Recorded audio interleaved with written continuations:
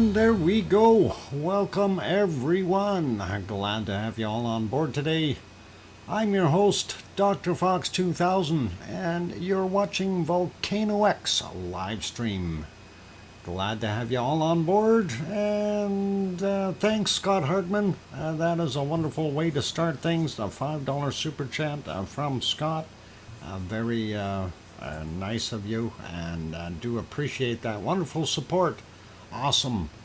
Awesome, awesome. Okay, so let's get going with things and have a...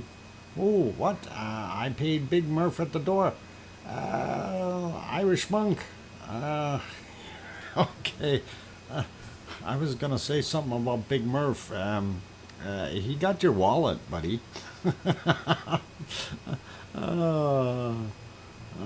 Next time you let him frisk you like that, you better double check your wallet, okay? He's kind of sneaky, that. Holy mackerel, Scott! Wow, Scott, thank you for that wonderful $10 super chat. Awesome, awesome, and thank you very kindly. I do appreciate that. Okay, that. Holy mackerel, what are you guys doing? I'm too busy writing everything down here. Billy Bob Joe fills in a $5 super chat. Billy Bob Joe. There we go. $5 super chat. Thank you very kindly for that as well. That is awesome, you guys. And you are most welcome. And we'll do what we can to keep everybody happy. So... cha-ching. Yeah, sort of, Sarah. Sort of. A little bit, anyway. And that is awesome. I do appreciate it. Unfortunately, those YouTube guys, they grabbed their portion too, so it's only cha. They get the ching part. Good people. Thank you very kindly, all you good people. That is awesome. Anyway, welcome to our wonderful moderators, and I'm sure Arizona... Holy mackerel, as you guys are really doing me in here. Ariane, thank you for that €4.99 euros there. That is awesome. Let me write that down too. Boy, oh boy. Not expecting this. There we go, and... we'll get that written down here.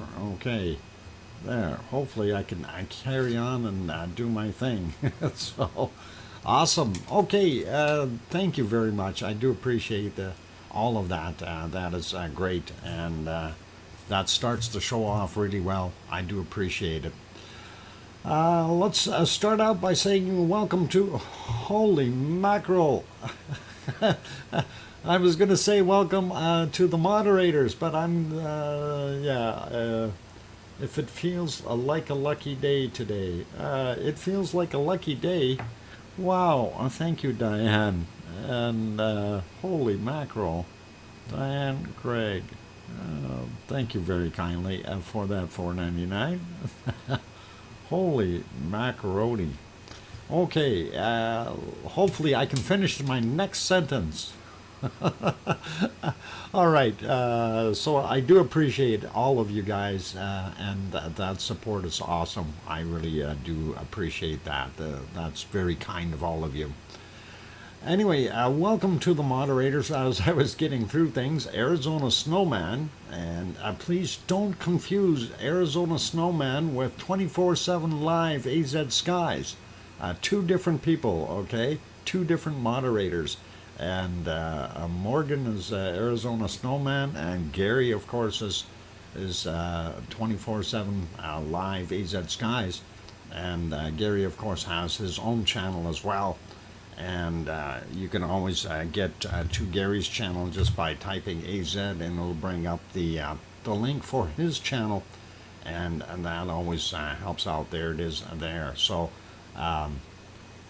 he does have a 24/7 Skywatch thing coming from Phoenix, northern part of Phoenix, Arizona. So looks pretty cool.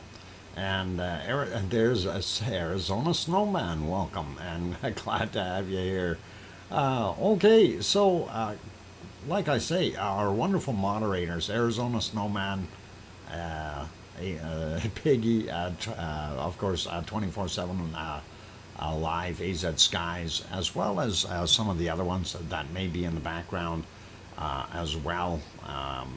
Let's see, Lucas Snow perhaps, and a C&D boy might be popping in, and of course maybe we'll see Joseph Fields Official as well. But there's also other moderators. There's some moderators I've had for a while that don't show up very often, that have been busy doing other things. So a lot of different things going on for everyone. So glad that you're all here though. Anyway, gonna get at things here. First person in today was Old Mummy of Hamsters, and Old Mummy of Hamsters gets cookies, and I was happy that she got in. She was shocked that she got in, so that's all right. And we'll take care of the other business here. So let me, I'm doing some typing, trying to do all that all at the same time. There we go. So Piggy doesn't have to try to get all those crayons, that she can put them in the cart. There we go. And that is pretty cool. We'll share my my cookies. All right, no worries. So, any smuggling today, Piggy? Oh boy, Irish. Careful with that one. She might hit you in the leg, or hang on, bop you in the leg. You don't want that to happen. So careful with what you're saying there, Irish. That's all you need is a bopped leg. Anyway, let's carry on here. So took care of that business, and now it's time to just say hello to all of you good people that are in here. We'll start out by saying hi to Sasha, and then of course we have Irish Monk, Old Mummy of Hamsters, all because she got the cookies has already been mentioned. Henry Nelson, Diane Craig, going up some more. We have Sue Hayes and Billy Bob Joe. Billy Bob Joe, we will talk about that Madrid quake thing in case you didn't hear about it, but we'll talk about it a little bit, and that'll be interesting. King Colin Deadman also here. Scott Hartman, thank you and welcome. Irish Monk, of course, here also. Thank you and welcome. And going up some more, Paul Williams in the house. Did I say Sue Hayes? And Ariane also here, welcome and thank you. And let's see, going up some more, looking for some other names. Kirsta Chaplin, welcome. I'm glad to have you on board. Did I say Paul Williams? I think so. And I see Old Mummy of Hamsters renewed membership for 8 months already. So pretty awesome. Thank you for that wonderful support, Old Mummy of Hamsters. Going up a little bit more, looking for more good names in between all the other names. And we're looking and looking and looking. And so I got Sasha, Sarah Miles, I think I got, there we go. Going up some more here, looking. Diane Craig, of course, we got. And thank you for the super chat. Loot Mule is in the house. Welcome, Loot Mule. Haven't seen you for a while. Glad that you're back. And going up a little bit more, looking for more wonderful names. Dominic, guten Abend. Glad to have you on board. And let's see, who else? Judy L, welcome. Glad to have you here. Going up some more, looking for more wonderful new or unmentioned names so far, I guess is the word I'm looking for. And Michael Olson, welcome. And going up some more, looking for other ones. Boy, chatty people. Oh, gotta love it. And I'm glad that you are, because that's exactly what this is all about. Yona from Iceland. Welcome, Yona. Glad to have you in here. And let's see, what else we got? Who else is in here? Billy Bob Joe, we got Henry, we got.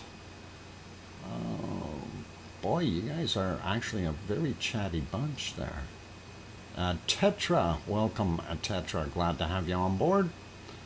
And let's see, who else? Linda Schoof cooking her. What was it? Oh my God, I forgot already. Something chicken Alfredo. Alfredo? What if you have a beefredo? Chicken beefredo? I don't know. Anyway, we'll leave that alone. Storm Chaser 1211 also here. Welcome. And going up and looking for any more that I see, and I'm at the top of what I see there. I don't see any other names there, but I do see Grandma B down here on the bottom. Welcome. If you weren't so far away, Piggy, I would adopt a baby kraken. Oh, wow. Yeah, the export fees would be expensive. JB, welcome back. Glad to have you on board. And who else? Did I miss anyone else in here while I was scrolling up? I think we are good. Okay, so yeah, that's kind of it for right now. Let's get at our wonderful stream, and I think the first thing I need to do is get rid of that banner on there, and there we go. So I did put on the footage from August 15th, and that's what we're watching, but we will stop that right now, and we will look at what Iceland is looking like right this very minute. And oh, we need to get that other thing off there as well. There we go. Okay, so 2307 or 2308 there, 11:08 p.m. Oh, wow. Irish Monk puts in a lava down payment of $250. Thanks, Irish Monk. Irish Monk. And $250, and that is awesome. And I'm glad you got your wallet back from Big Murph. That is pretty cool. If you click participants at the top, you will see everyone easier. Yeah, but that changes, and then I have to do. It's a mess. Never mind. Because I'm using in the studio part, so that is where I am, and of course, it does give the list out here, but it varies, and it only shows some of the names. There are more people in here than what we see in the list, so that is always something a little bit on the different side here. It's not fast enough, but anyway, as you see, oh, I got to get my other screen back up so I can see my mouse. Little stars up in the sky. It's a clear night there in Iceland, and moonlit night. Unfortunately, we aren't seeing what that crater looks like right now. We'll go back in time about 4.5 hours roughly, just to have a peek at it, and there you go.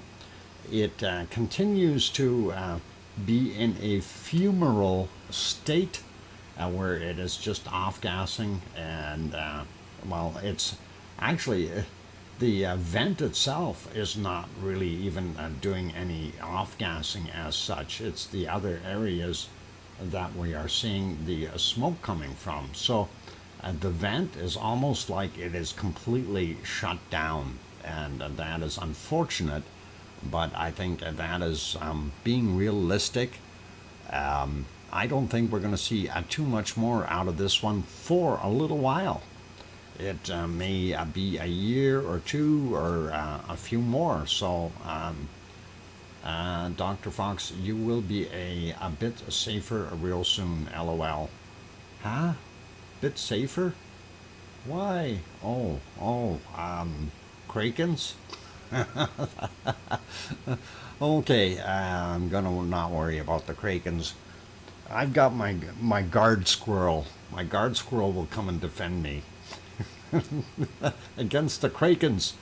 Yep, it's the bunnies and the a squirrel against the krakens, and that's what we're going to do. No, I'm not sure you are going to see any more from Siggy. Yep, and I think it's pretty much done. And I don't want to sound negative in that sense, but I'm trying to be realistic. So that's what it is. Oh, mummy of hamsters, did you know up to 1912, you could, in the United States, you could mail a baby from one location to another place in the United States. You could literally mail, put in the post a live baby, and they would take care of that baby all the way down the path and actually mail that baby. And yes, it is true. Up to 1912, that's when they stopped doing that. But just imagine, you could mail a baby. So okay, I'm going to send you over to Grandma, and Grandma lives on the other side of the continent, and that is weird. But yeah, it's one of those silly facts. And that was up to 1912, and that's when they quit doing that. And I guess they finally realized that it was just a little too much. Anyway, let's have a look at the harmonic tremor chart for our Siggy Fisher and area. And of course, I'm going to refresh it since it's not quite up to date, but very close. There we go. And we see something odd in there. That's kind of weird. I didn't see that before, but interesting. I do see it is on a downward trend here, but I'm not sure what we're going to see coming out of our magic purple here. And the green, obviously, our mid-range has gone weird on us. So one going down, one going sideways, the other one going who knows where. We're going to have to keep an eye on it and see what does happen in the near future there. So pretty cool. What does Dr. Fox want someone to mail him a baby? No, JB. JB, no, I don't want a baby. No krakens, no baby kittens, no dogs, no cats. No. Please, no. Peggy, you have my address. That doesn't mean you can send me a kraken. Oh boy. Hey, C&D boy is here. Welcome. Mars 2028 also on the house. Welcome. Glad to have you on board.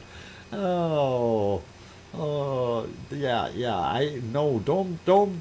No emailing me babies or mailing me babies. That doesn't work. I don't need any. Oh boy. Anyway, harmonic tremor chart. We see what we got here. Can we mail you baby rabbits? Well, and that might be a little different. Actually, no. It's different, but no. Let's not do that. Oh boy. Oh, what have I done?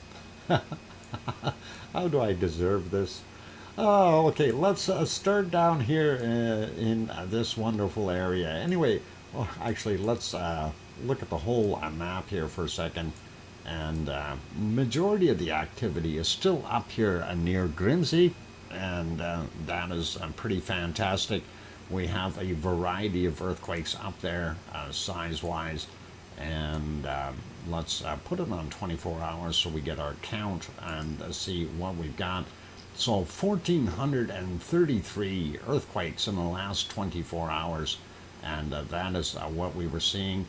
Some of them are pretty, well, right now it's 1436. It went up a little, but it's very interesting to see. Majority of them are up in the northern portions here near Grimsby, and it is continuing to do its thing. And I'm not sure exactly what is going to transpire I've been trying to do some reading on it and trying to also watch some videos on it. So far, I've been banging my head against the wall trying to figure out what's really going to happen. We haven't heard from Yvonne Kunkel today. She apparently was heading up there, so we'll see what she's got to say once I have a little chat with her about it. So it'll be interesting.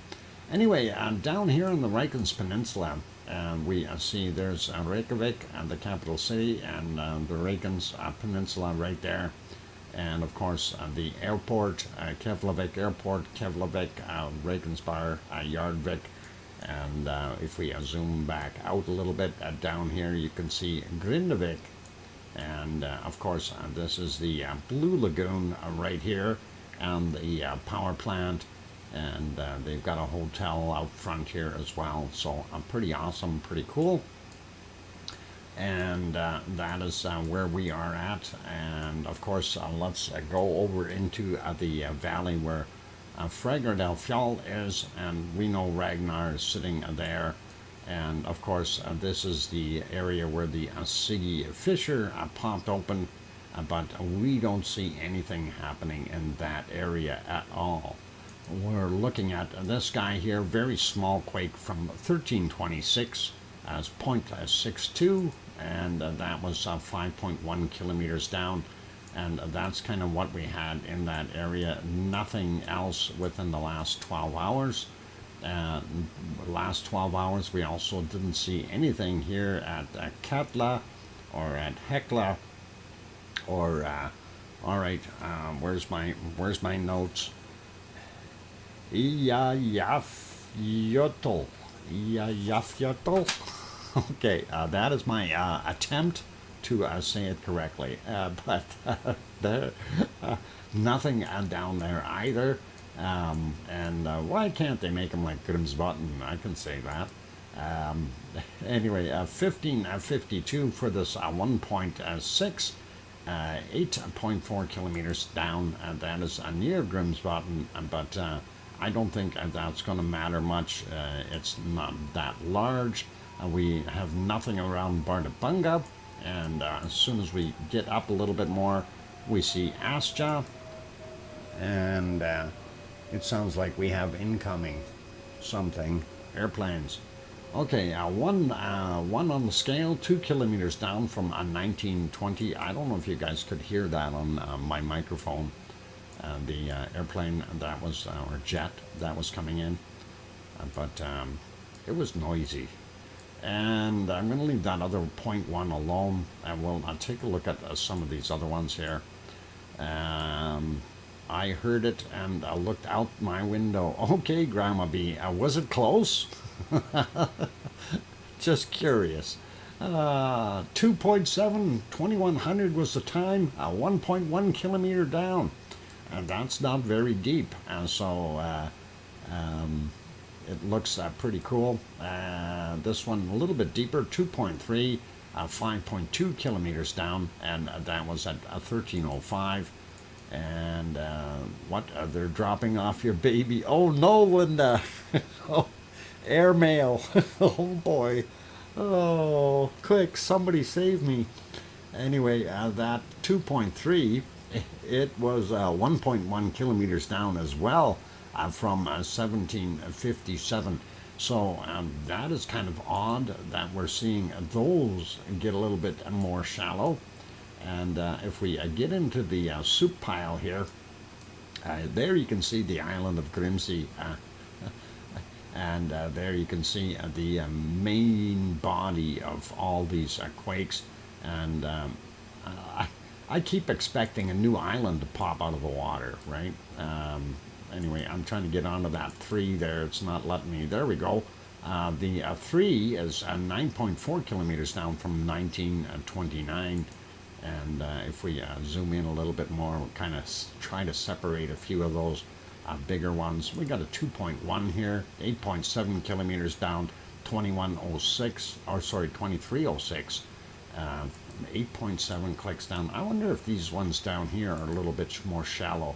6.3 kilometers down for that 1.3 from 2250, And let's see, we'll just take some samples here. 5.2 clicks down for that 1.1 from 2214. So very recent quakes. 1.3 there, 2.8 kilometers down from 2140. 1.5, 5 kilometers down from 2221. What's this guy doing? 10.4 kilometers down for that 1.3 from 2257. Kind of makes you wonder what's going on. And in this pile here, let's just take a few samples. 2.6 we see 11 kilometers down, 2152. Where most of the spikes on the Ragnar trimmer chart shaking coming from swarms in the north. No, most of those were the little shakers locally that we had.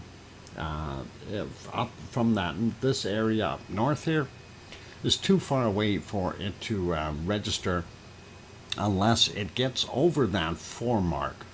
Then I think they may be able to pick some of it up. The 5s definitely do show up, but the 4s, some of them show up, some of them don't.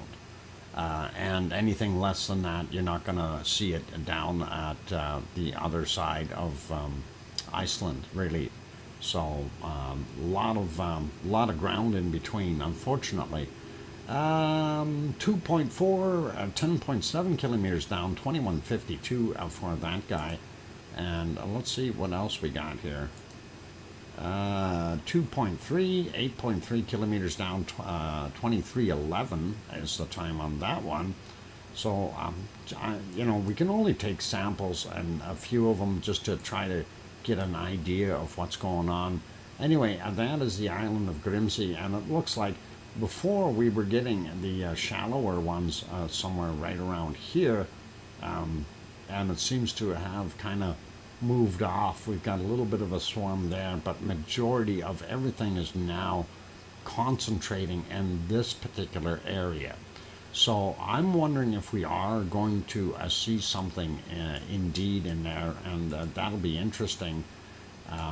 If we do have a fissure open up underneath the water and throw out some new stuff and make a new island, and that would be really cool and really interesting, and hopefully something will happen there. I just really don't know yet. It's really too early to tell what is going to go on down underneath that. And the quakes keep coming in. So, 1.5, 5.4 kilometers down on that one from 2322.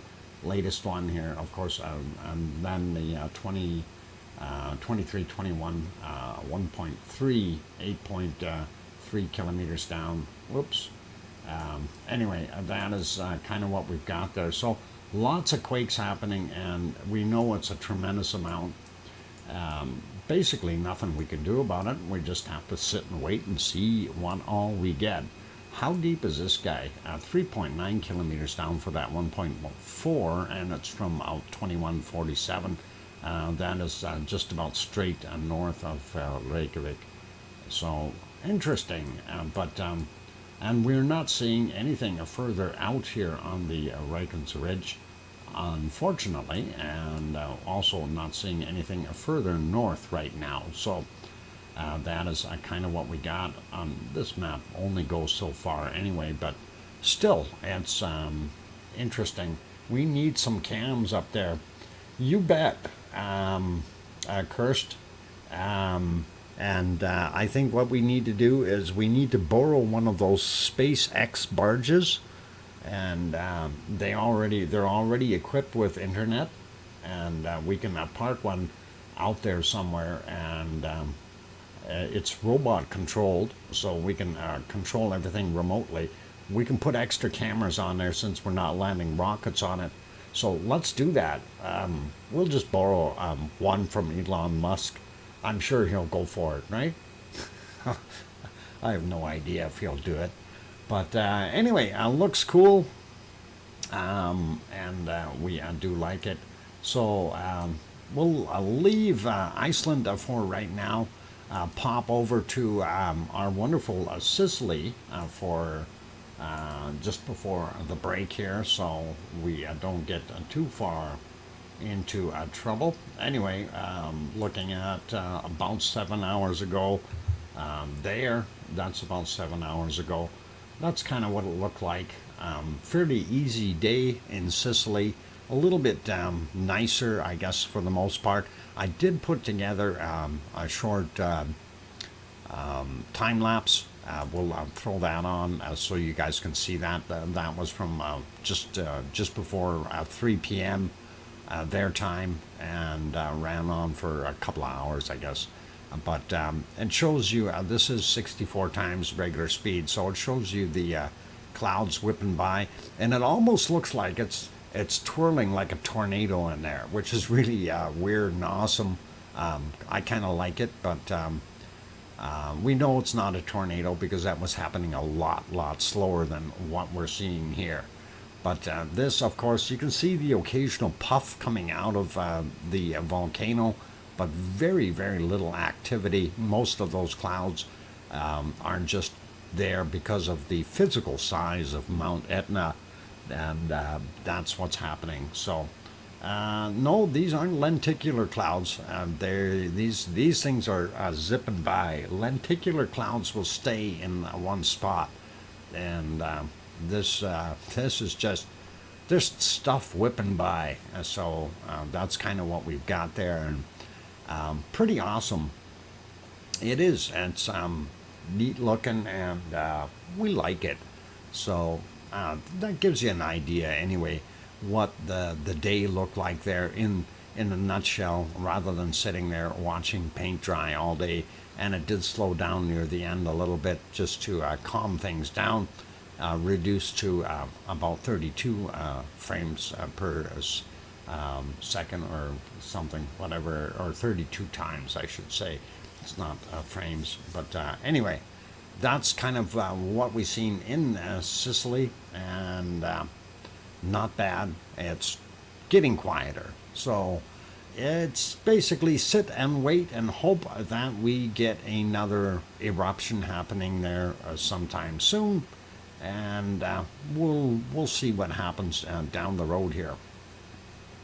All right, looking at the time though, and I was thinking, well, I'll go over to the Azores, but we'll wait with that.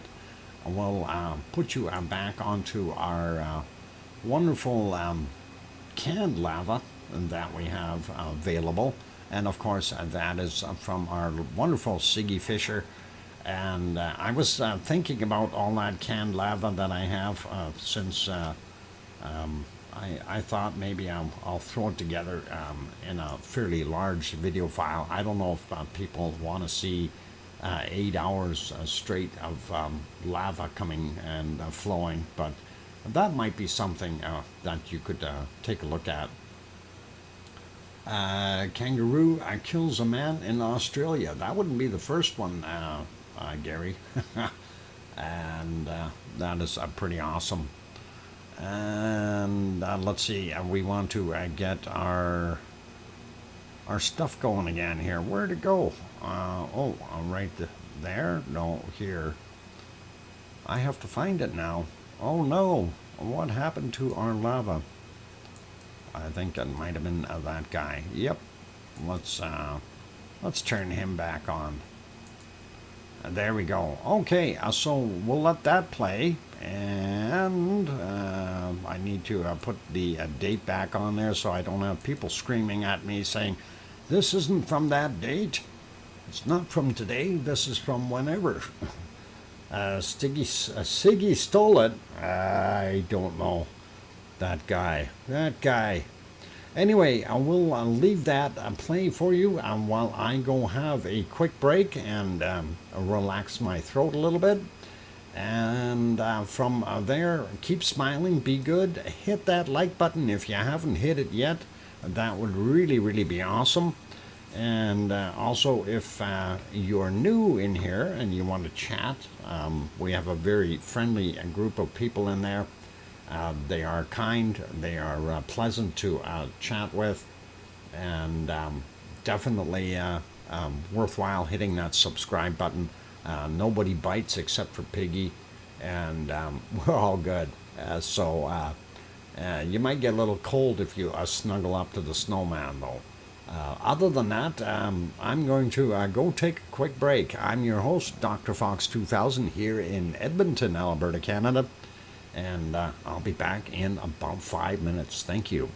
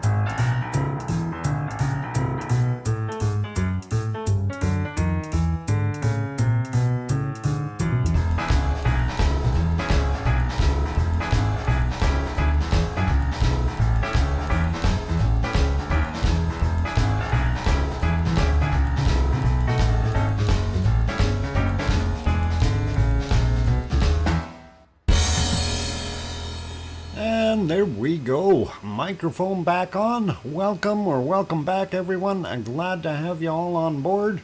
I'm your host, DrFox2000, and you're watching VolcanoX live stream. And thank you for the welcome backs from Sue. And Oh Mommy of Hamsters says, welcome back, Uncle Doc.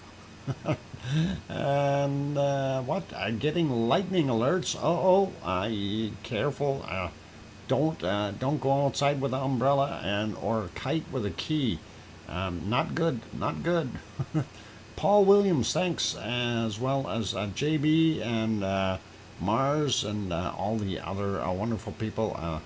Glad that I'm here. Hey, Maria is here. Welcome, Matoma. There we go. Thanks, Maria. And Kathy also here. Aloha, Kathy. Glad to have you on board. Let's see. Trevor Wonky Donkey also here. Good to have you back, Trev. Hopefully things are doing all right. Anyway, let's keep going with some interesting stuff here. So I was going to take you over to the Azores next, but before we do that, I did want to kind of talk about something that was mentioned earlier, and somebody had mentioned the basically the what do you call it, the Madrid quakes, New Madrid quakes, and I'm gonna leave this on the screen here for a second. Let me get rid of that date anyway. And I want to load up a couple of maps and pictures. That way you guys can kind of sort of get a better idea of where that is and how things kind of sort of transpired there. Let's see.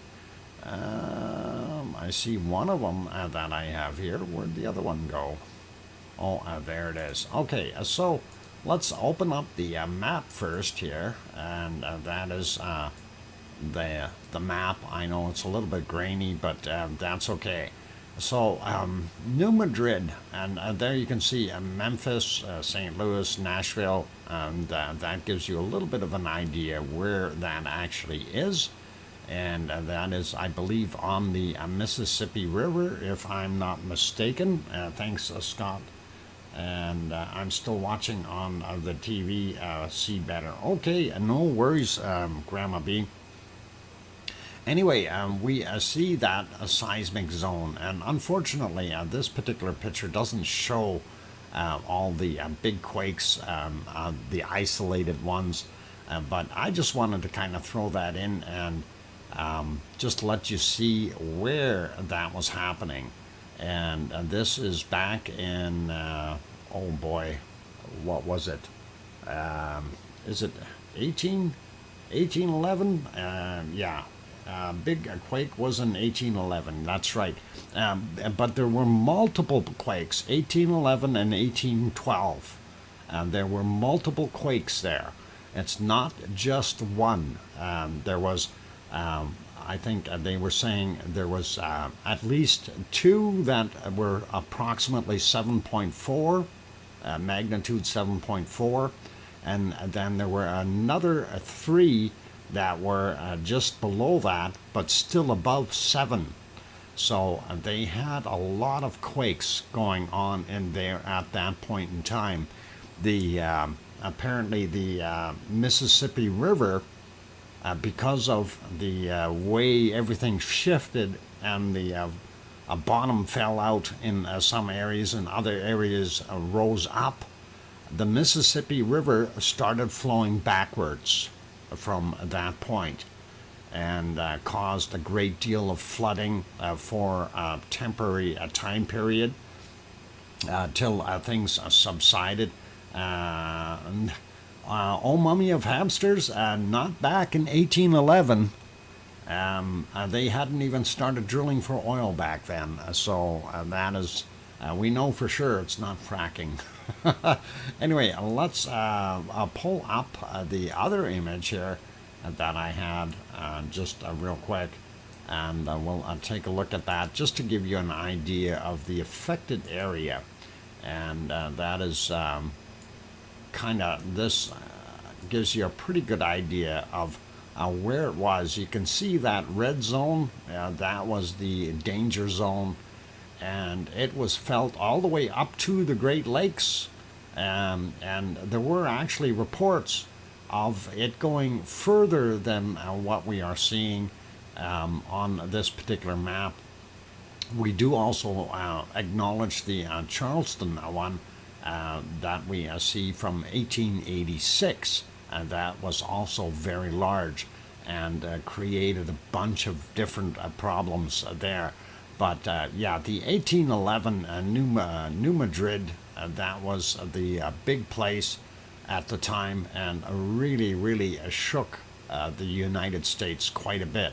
And that being right on the Mississippi River, it did all kinds of different damage, and they did feel that all the way out to, I do believe, from what I understood, all the way out to the coast here.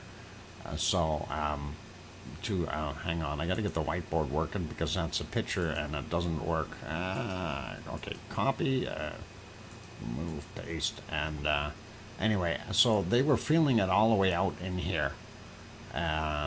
This is a little bit shy as far as the amount of, that would have been the area where you would have sustained damage.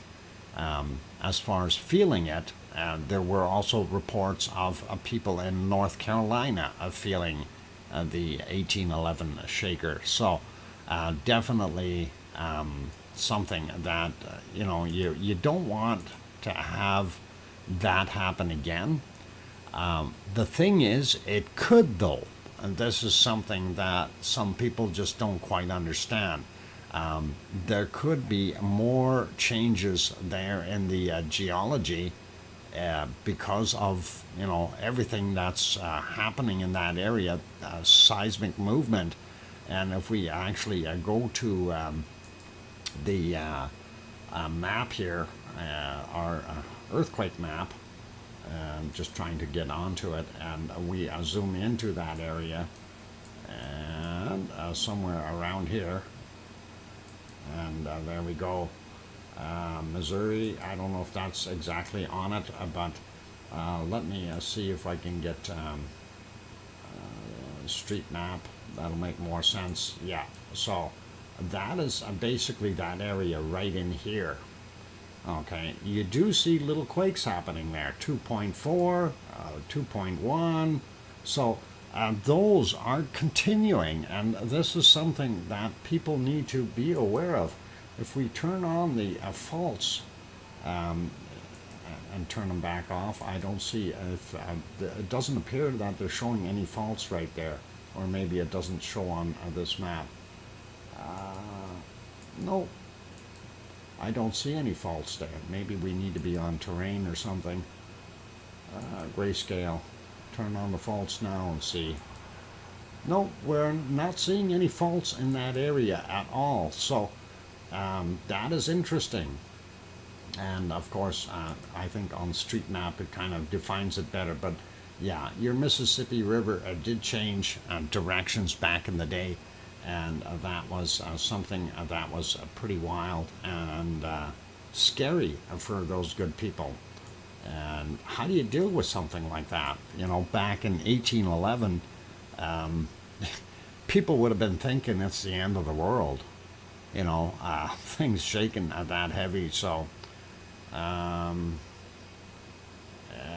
okay, so I saw the New Madrid earthquake info by USGS. They felt the ground move for years. They wanted to get in people's boats to get off the ground and get out of the area.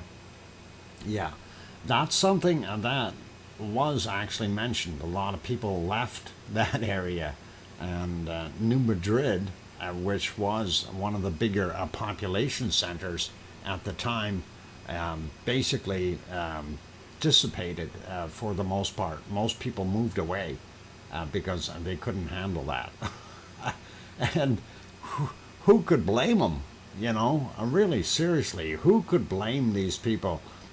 You know, you don't want to be in some place that has got 7.4 earthquakes happening, and that is strange. But the thing is, it's been over 200 years now since we've had a major event there. And, you know, anything is possible that we could have another one happen soon. We don't know if the barrels are loaded and the trigger is being pulled, but that is definitely there, you guys.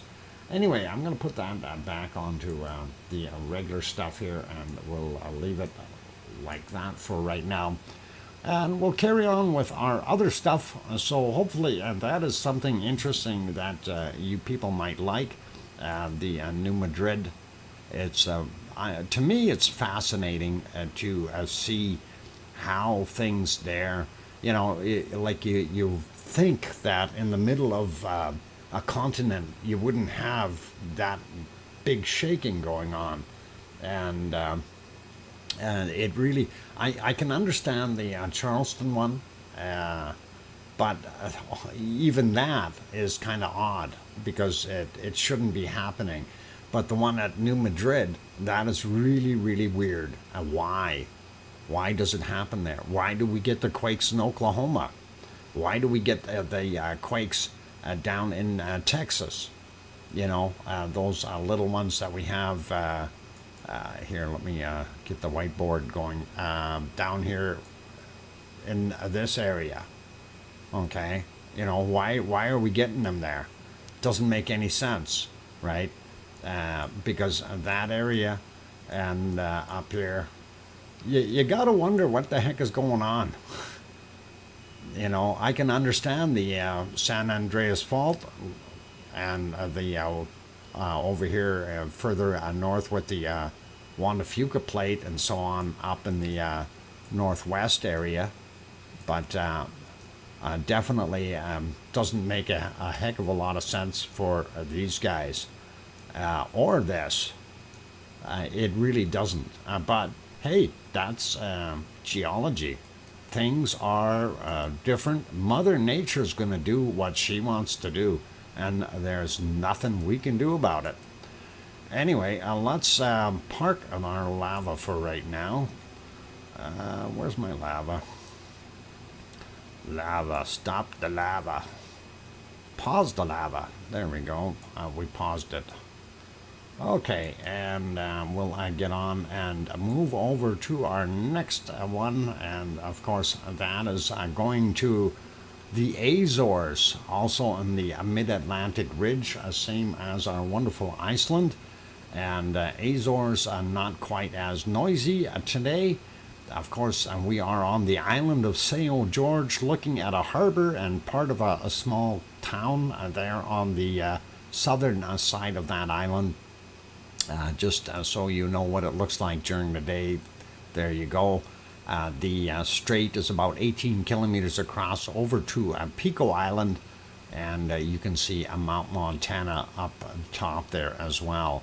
So that gives you a little bit better idea of what it looks like during the day, since the nighttime shots aren't really not that good. They're dark.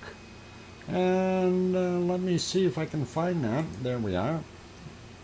Switch it over to the our little cove here that we watch all the time, and what we're looking for is the whitewater, and today we're seeing the waves breaking pretty hard, so definitely some rough ocean out there.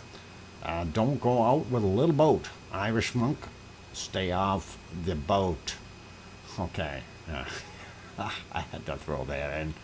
All right, let's take a look and see what we've got for earthquakes, and we'll straighten that out as well here. Not that guy, this guy. There we go. All right, so looking at what we had, when I looked, there was only two. I guess we had some more. So 1.7 from 1:39 a.m. We had a 1.6 from 6:01 a.m. 1.9 from 12:07 just after lunch, and 2.1 from 22:27, and those are all located on St. George. and we don't see any of the other ones, at least not on this map. They don't show up very well since they're only concentrating right on St. George. Let's look at the other map, and that is this one here. And I'm going to refresh that since we have these extra ones, and we'll make that map a little bigger. One more time. There we go. Okay, so looking around, first off, a mid-Atlantic ridge in here, and we're looking for other quakes. I don't see anything down here by Miguel Island or anything like that, so those have subsided. So it looks like our primary concern today is here, and that is on St. George itself. So 1 hour 25 minutes ago, 2.4 is what they're calling that. 22 hours ago, 1.7. 18 hours ago, 1.6, and the other one, 1.9 from 12 hours ago. They're all located right there, which is still a little bit odd because, like I said, a majority of the uplift was from about the center outward here on the northern side. So this being on the southern side, it's a little bit odd, a little strange. But hey, that's where it happened, and that's where they continue to pop up. So if we do get a volcano, you never know where it would pop out. Anyway, let's take a look at what we've got on here real quick. The 2.4, the larger one, 8 kilometers down, and that one was from 1 hour and 27 minutes ago. The 1.9 and those other ones, they're all surface quakes. We don't need to go take a look at our little map there. They are on the surface, and then the other one, of course, down 8 kilometers. Pretty awesome, pretty easy to tell, and that's what we've got there. Pardon me. Let's carry on, and we will take a look at Popocatépetl and see what it is doing right now. Popocatépetl, it is a beautiful volcano, and if we go back about almost 12 hours, this is what the moonlit night looked like, and it was pretty awesome. Actually, can we go back further? Yep. They now allow apparently about 14 hours or 15 hours of go back time here, so that is pretty cool. And it looks like about 13 hours ago is when it started to clear up a bit, and there we go. You do see, though, at 4:18 a.m. Their time, a lot of pluming coming out of it. And hang on, there was a couple in here that were a little bit dirtier. Somewhere around here you can see a little bit more of that material coming out, plus a little bit of light down on the bottom here, telling you that there may have been some lava being shot up as well. And there we can see what's going on, and a little bit more light. I don't know if that's actually from the maybe moonlit clouds here, but that is what we're seeing. Pretty cool, pretty awesome, and definitely still doing its thing. And I'm just advancing it 5 seconds at a time here, trying to see if we have any lava come out. And I don't see any. I'm going to do it the other way here and just slide on the slide bar on the bottom and see if we can see anything. And we really don't see anything, but we do see it pluming out some more here in this shot, and that's 5:48 a.m., which is pretty awesome. And getting up into the daylight, and that is what it started to look like. 6:51, you still see some stars up there, so that is pretty cool. But it was relatively doing its thing, or calm to a degree. And let's see if we can go ahead a little bit more. And Bob, if you're looking here, lenticular clouds, this is what I was trying to develop here. These aren't very pretty looking lenticular clouds, but that is more of what they would look like. Here you got a ring, lenticular ring going around the volcano. which is kind of cool. So that's what we've got. And looking for faults near Madrid. Okay, I got that, thanks. And okay, yeah, so that is kind of what we've got going on at Popocatépetl. Let's see, right around here somewhere we had a little bit more. And yeah, again, it was kind of trying to build up a lenticular cloud, but once you get that eruption in the middle of it, that messes everything up, because the heat plume ends up causing everything to move and dissipate and rebuild elsewhere. And that is kind of what we've seen. Anyway, trying to just go ahead a little bit more and see before we get into the muck. And that is just about it. By the way, that snow level, remember yesterday it was down about here. We aren't seeing that snow today. It's way up top. So the warmer air has returned to portions of Mexico, which is really nice. And here we go. Yeah. And then right after that, it's back into the soup, I think. And yeah, just about. There we go. From 1:15 in the afternoon, basically is when it decided to hide again, and we're back to normal, if you want to call it that. And that is that gray screen. Moving on to Fuego, and look at what we see with Fuego. But let me see if I can back this up far enough. And I wanted to be back a little bit more here. So let's see. All right, just a few more seconds, and then you can see how this monster came out of there. And so 6:04 a.m. This is what we were seeing at Fuego. You did see a little bit of lava down on the bottom here. So Fuego in Guatemala is definitely putting out more material.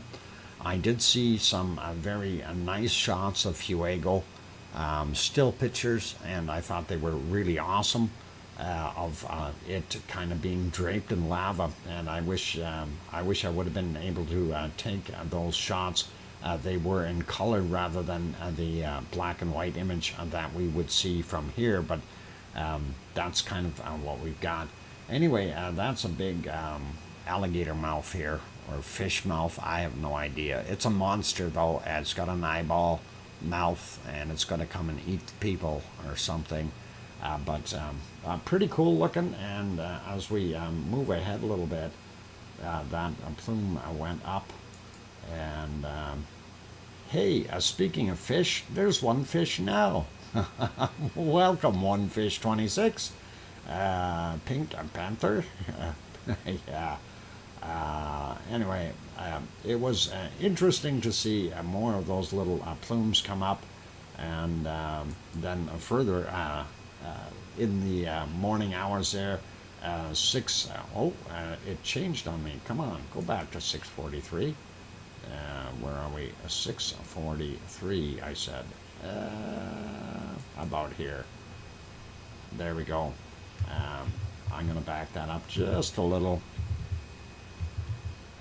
There. We'll leave it at that point so you can start to see when that material starts falling down the hill.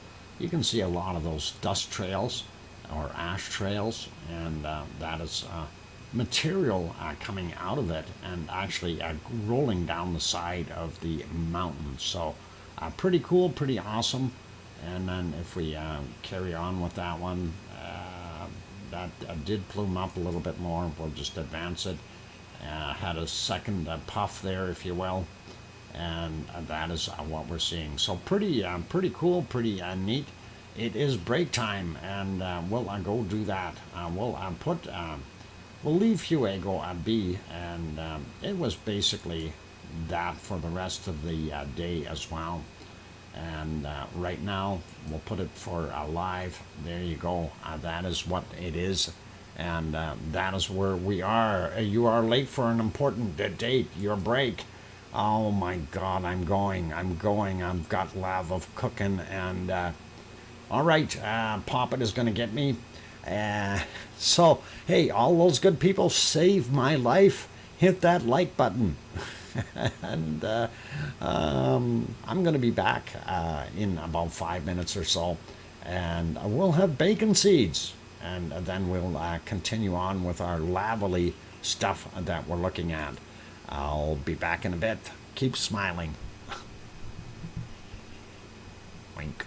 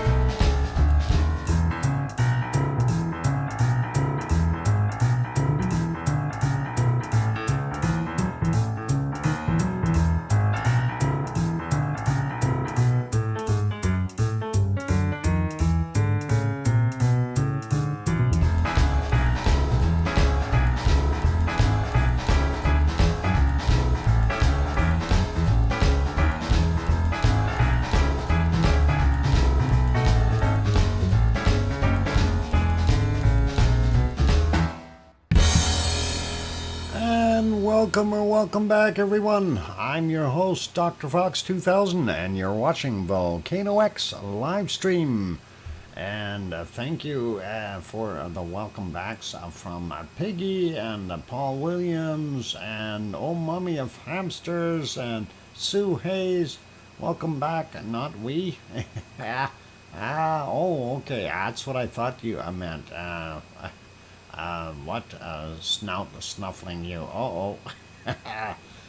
Careful.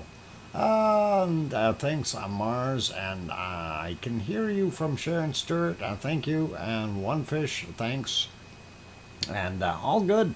Okay, I'm a little confused. Trevor, wonky donkey, and she also said oink oink often. Oh boy.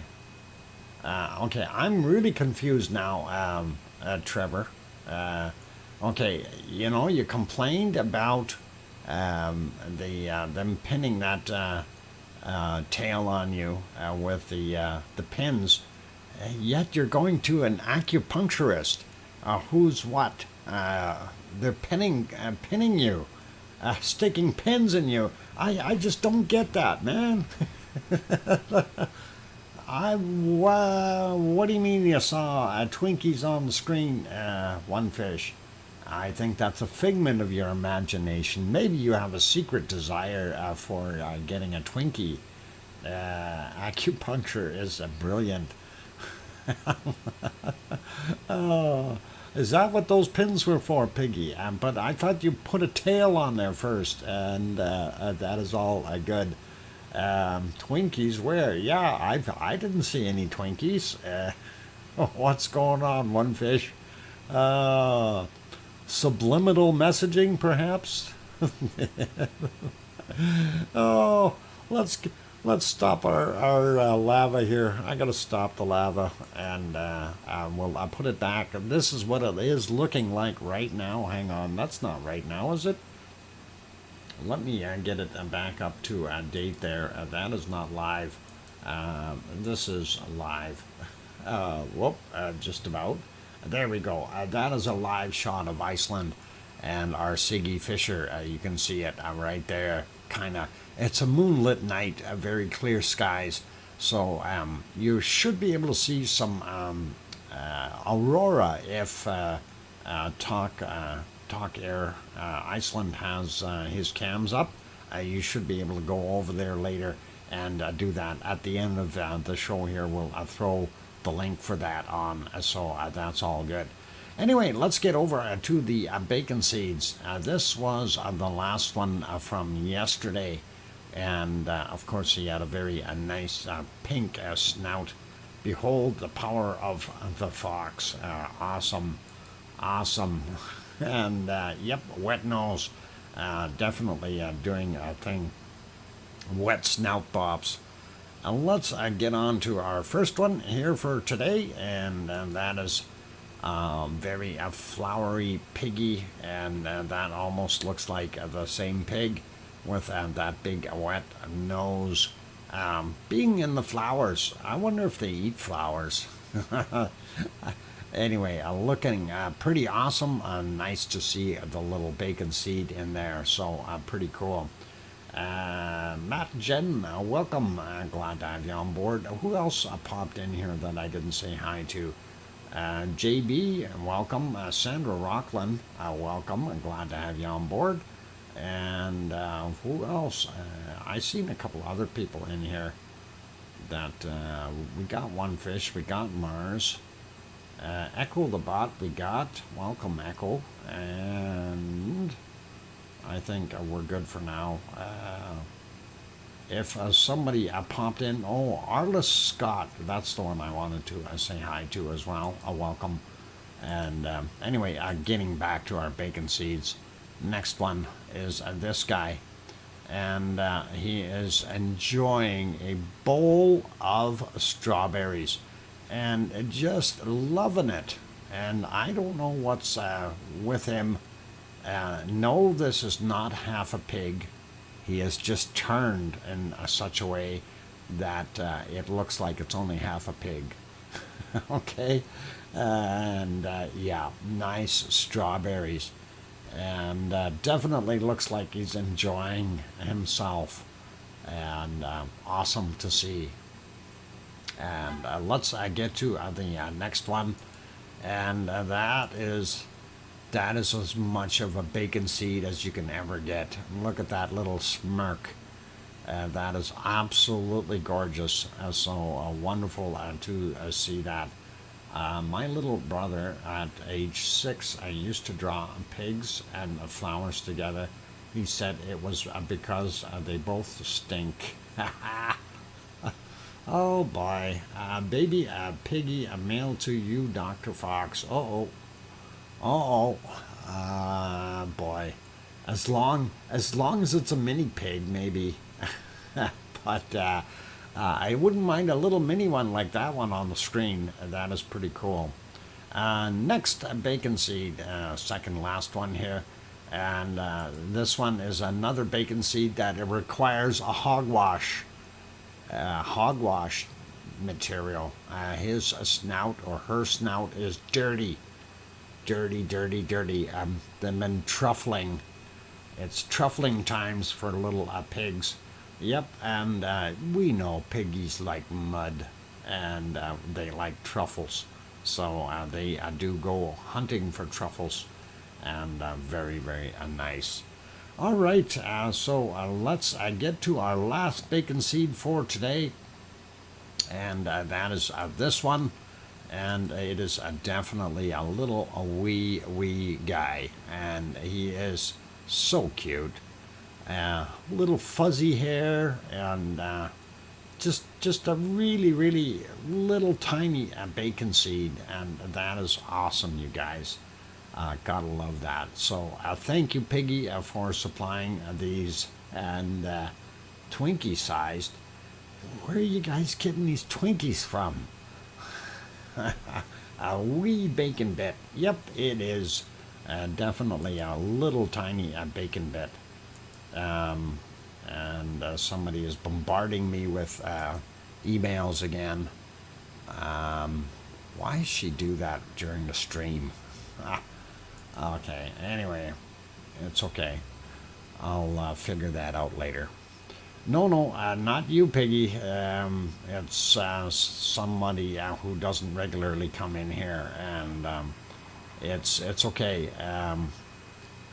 She sends me all kinds of different stuff from everywhere. And it's interesting stuff, mind you, but it's a little hard to try to keep up with. And when you got, since the stream started, I've gotten 3 emails from her already, and sometimes it's just a little bit too much. But that's okay. We will not worry about that right now. Anyway, getting on to some of the other volcanoes. Now, when we did look at Popocatépetl, we did not go over and look at the other ones. Cerro Negro, of course, pretty much in the dark now, and we couldn't see a heck of a lot of that one. And we also wanted to pop over to the other one, and that's Messiah. Before it was lit up, but because they kind of flip the pictures every 5 minutes, they update them, and you don't see anything right now because it is so dark there. And Fuego is looking like that, so we'll leave that alone. We'll move on to our wonderful Merapi. And Merapi is in the wee morning of their morning hours, and unfortunately it's not showing us very much good stuff here. I don't know if hang on, 720, yeah, it's seems that their video quality sometimes goes way down, and it's hard to deal with. Actually, this screen isn't bad, this one isn't bad, but this one is blown out of proportion, so very hard to see, and unfortunately I can't change that. But that is Merapi if we go back a little bit in time, and that is a couple of hours ago. It kind of looks the same a little bit further back.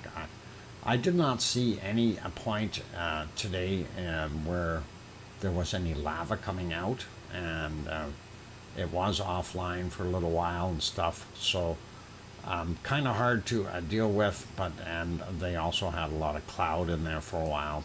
That is kind of like this stuff here.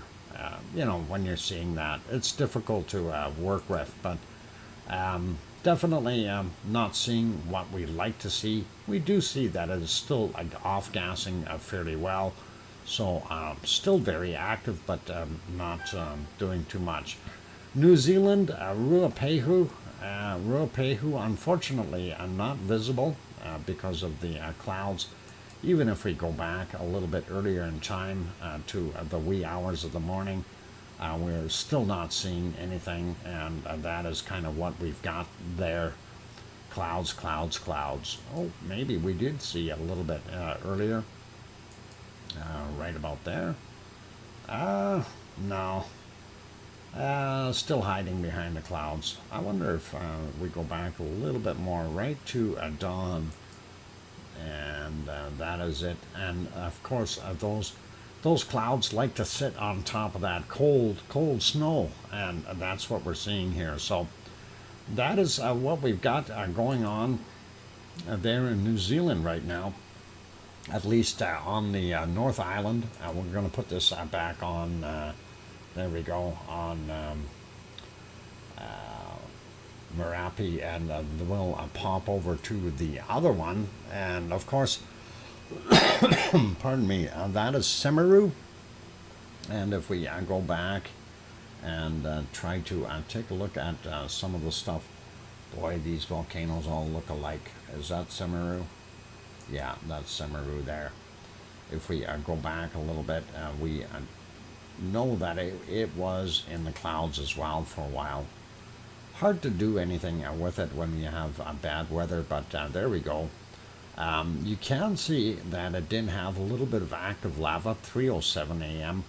and not a heck of a lot up there, but at least it's there, so we know this thing is still producing lava, still doing something, and that is always interesting. And then of course the clouds, yeah, look, lava.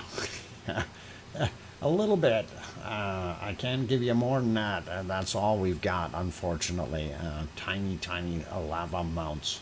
And let's go over to the other ones here. And this, of course, is our Krakatoa, or Krakatau, son of Krakatoa.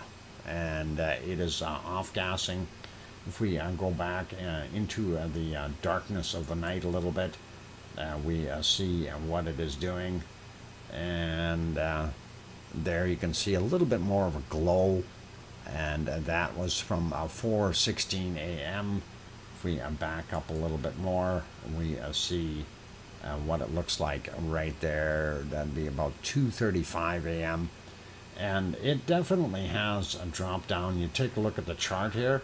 Remember, we had everything way up here in the chart, and it was dropping off. Well, it dropped off, and then the only time you see some spikes or some quakes in the area, and that's kind of what we've got. Hey, Brian Rock Rail fan, welcome. Glad to have you on board. Anyway, that is what we're seeing there. If we shut that off, there we get the multi-screen again, and then some of those shots there are very hard to decipher because they're trying to cram too much into a screen that is a very low resolution, unfortunately. This one here, I can't even read what it says up top here, unfortunately, but that is a caldera of one of the volcanoes, and we're looking right into it. We do see it steaming and off-gassing, but nothing too major.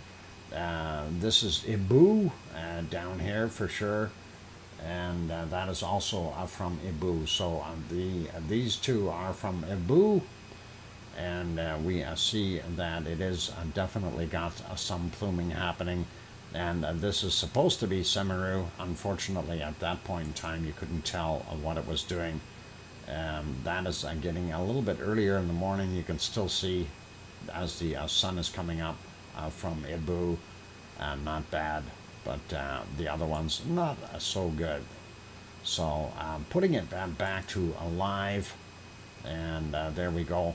And there you can actually see the caldera during daylight hours, and that is actually not bad looking. You can see a lot more detail in there, but again, it's scrunched down so small that it's hard to be able to see it. So anyway, we'll leave it there. So that's what we've got in our wonderful Semaru. And I'll leave that be, carry on to our next volcano. And of course, we're heading to Japan. And there is a beautiful shot of Sakurajima. And that is on the southern end of Japan. And we like it. It's an interesting volcano. Unfortunately, we're not catching it when it's really throwing the lava out most of the time. We only see a lot of smoke usually. When you're looking here, though, you can tell that there is some new lava that has been deposited on this side of the volcano. So it's pretty awesome to see that. If we go back in time a little bit to the golden hour, that would be about there. We can see it in a different light, and you can see that newer material over here. So that is, I don't know when that came out or how, it's been doing that, progressing for a little while, but that is definitely looking like newer stuff. Oh, we should see, is the ice cream boat there? No ice cream boat. Darn it. Aww. Okay, we'll go back here. We'll pretend the ice cream boat is coming. And anyway, going back, I was looking to see if we could find any spots where it really did any heavy eruptions. And it seemed to be this type of cloud work all night long for the most part. So even if we go, this is about 9 hours ago already. And again, just, the cloud and smog and fog sitting on top of it. And then when we went back a little further, we still had that weather system coming through. So it was just about impossible to be able to tell what was actually coming out of the volcano. This one here kind of shows you a little bit more. This is actually a part of an eruption. You can see a little bit of the billowing here, but I'm not sure how much that actually did it. It's hard to tell with the other clouds in there, and it's you're guessing at it, right? That's more or less what it is. And that is not from the volcano. That's just the way the clouds are coming in, and nothing we can do about it. Putting it back to our current, that is what it looks like right now. And it is a lovely shot. And there, of course, we can see the close-up of the caldera. And you see that off-gassing, a lot of smoke coming out of there. So pretty cool, pretty cool. The ice cream boat is really the Twinkie boat. Oh no, no Twinkies here. I think Twinkies, there might be some in Iceland. I think there might be Twinkies in Iceland. I don't know, but definitely not in Japan. There we go. We're popped over to Aso, which is also in Japan. And we can see a portion of the caldera, that is up here. And we can see this plume kind of going up, mixing in with the rest of the clouds. And that is, of course, the steaming off of the material that's accumulating inside that caldera. So every time it rains, it refills it naturally, and we get more steam coming from it, and it will continue to steam forever and ever, or till it erupts next time. We'll see what happens. And if we go back a little bit in time, let's see, we did have some weird looking clouds here, and there you go, more steam. And this is even further back. Hard to see that. And here you go, that was earlier. And again, you can see it is definitely steaming off some material. But that's it for there. Let's put that back to live. And that is what it looks like at present. And of course, right now, we'll pop down 9:30, I do believe, or something like that, down there in Japan. This one is Suwanoshi-jima. This is down on one of the southern islands. I see we're getting a bunch of interference there with the weird things happening with the camera. I did look back earlier to try to find lava, and no way to find anything if we go back. This is about 5-6 hours ago. Because of the moonlit night, it does light up the clouds fairly well there, but that is 346 or 48, and that is just nothing to see there, no lava, right? And this is 218 or 213, same kind of thing, a lot of cloud moving through. So let's put it back here. Actually, let's take a peek. And do we have an ice cream? Oh, yay, the ice cream boat's coming in right now, you guys. So definitely, if you need an ice cream, you can head on down. The boat is just about docked. So remember, follow these cars down there, that road. It curves over a little bit, and then at the lights, you hang a left and head down and go to the boat dock, which is just over here by that big building. And you'll be able to get your ice cream. So that is excellent. Welcome, Leo. And yep, it is break time, you guys. So go get your ice cream. I'm going to go take a break. And we'll get you some more lava on the screen here. I got to find the right file, though. Otherwise, we'll have the wrong date. I think it was this one. Yep, it is. So, don't go away. Keep smiling. Be good. Be happy. Hit that like button if you haven't done so already. And we're trying to get over 100 likes. That would really, really be awesome if you guys can help out with that. And on that note, I'm your host, DrFox2000, here in Edmonton, Alberta, Canada. I'm going to take a 5 or so minute break, and I will be back. Keep smiling. Don't go away. Thanks.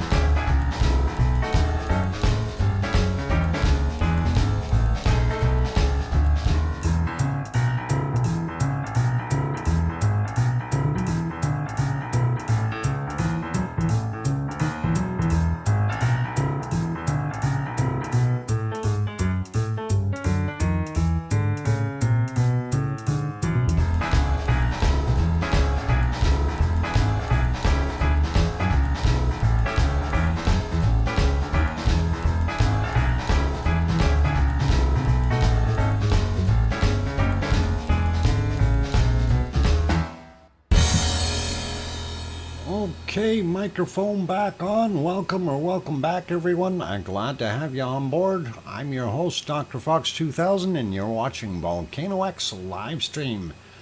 Thank you, Leo and Trevor and Sue and Mars and Oh Mummy of Hamsters.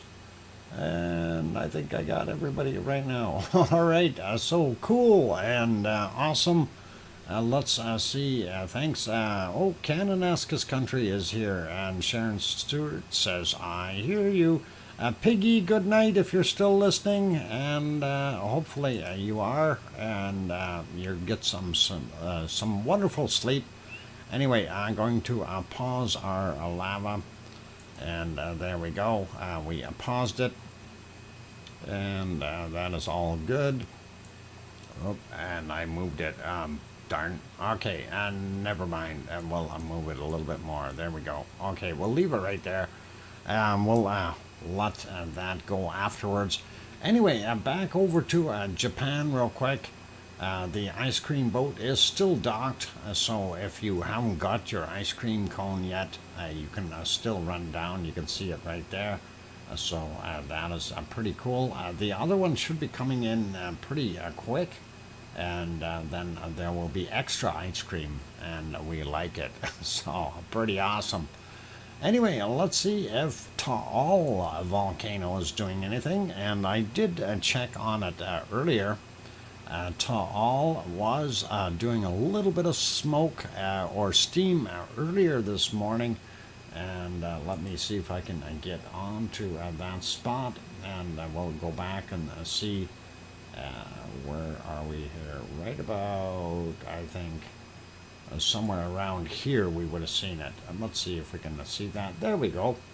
And that is, what is that? That's about 3 hours ago, roughly. And we see right there some little tiny plumes of steam coming off. And we haven't seen too much here lately because of it being in clouds and stuff. Hey, CVET69, welcome, CVET. Glad to have you back on board. Leo Carlson is also here. Anna Wallner is also here. Welcome, Anna. And that's awesome to have you guys in. Okay, so Taal volcano this morning, that's kind of what it looked like for them. And this is what it is right now. So we don't see anything off-gassing or steaming up. Things have gotten quiet there, and that's kind of the whole idea behind watching this thing or monitoring it. This is what we see. So pretty awesome, pretty cool. Next one is Yellowstone National Park, and we'll get that moving again. There we go. Other than watching some Sasquatches running around, and we don't see a heck of a lot of activity. Boy, that guy's moving fast. He's moving a lot faster than a regular Sasquatch. My God, he must be running full tilt. Look at how quickly that Sasquatch is moving. He's going for them. He got up to them. Is he going to eat them? And they're all gone. No, he's going to keep going. I don't know what his hurry is, but for Sasquatch, he sure is running fast. Anyway, you guys, a little bit of fun there. Pardon me. Anyway, that is Yellowstone National Park, and we like that. He sees those Twinkies. I don't think there's any Twinkies here. I think those Twinkies are still in Iceland. I'm pretty sure they are, and that's probably where they are. At least that's what I think it is, Iceland. Let's take a look. Are they in Iceland? Twinkies? Yep, I see them. There was Twinkies. Yeah, we do have Twinkies in Iceland. If you blinked, you missed it. Okay, we'll do it again. But no peeking. Those are definitely Icelandic Twinkies. So I thought I paused that. Darn it. Let's pause that again. And all good. Okay, let's go back to where we were. We were looking at Yellowstone. Actually, let's pass right over Yellowstone. We're going to go to Hawaii real quick, and we'll see what we've got going on there. And let me get my screen ready here, and it'll move over there shortly as soon as the computer catches up. And is it going to catch up? There we go. Got it. All right. So from yesterday, 1756, or just about 8 p.m. is when this shot was taken. And of course, you see how nicely it looks with the very black looking lava. You do see a lot more spots along the edges, and that's indicating that that is where the lava is draining. That includes this little guy over here.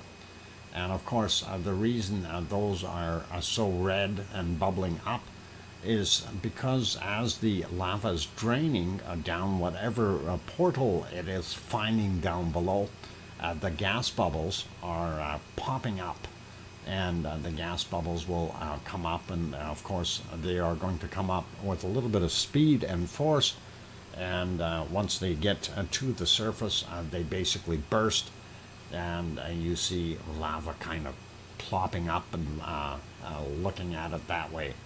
So pretty cool.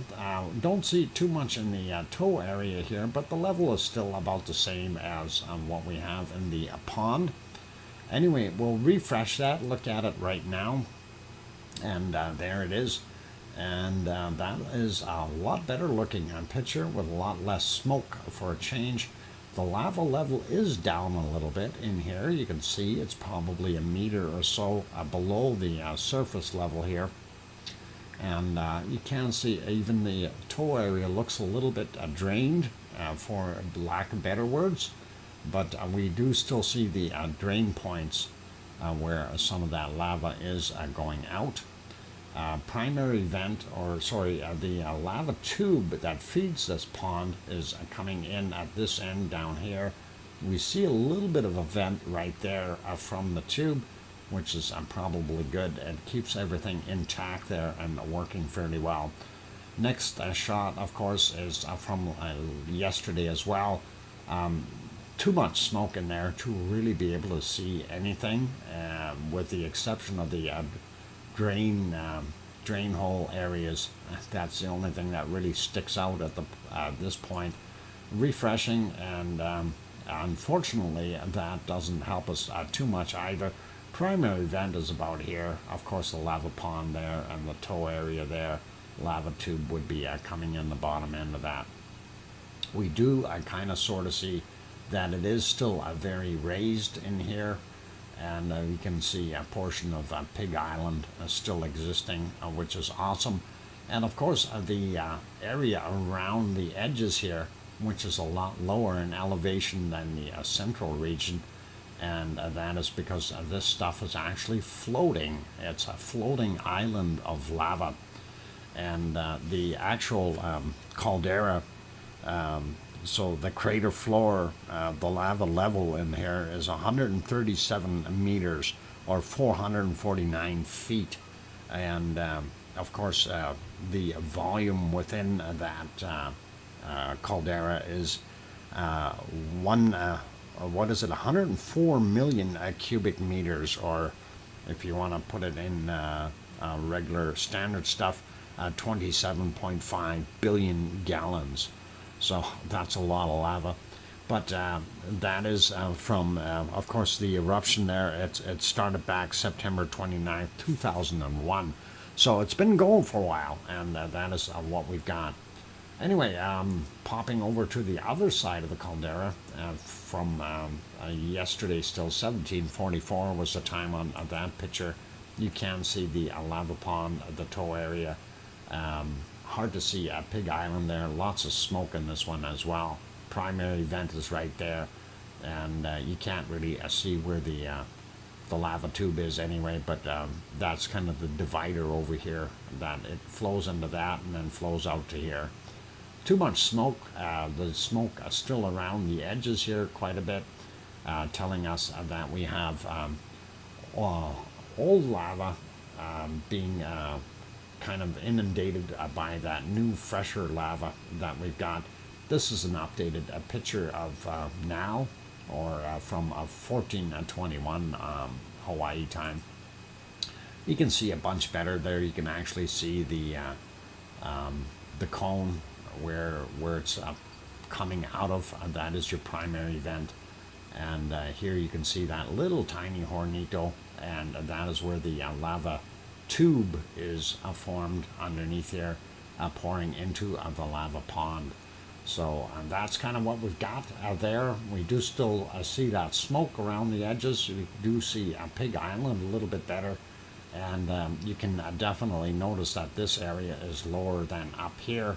So that's kind of pretty awesome to see. Let's have a look at the thermal image. This one from yesterday, and we do see some spots around the outside that are a little bit more lit up. That is indicating fresher lava in those lower areas, and primary vent there, the lava pond and the toe area, looking bright as usual. Let's refresh it. This is our current picture, and there we go. Same thing. We do still see the outside lit up just a little bit, and primary vent right there.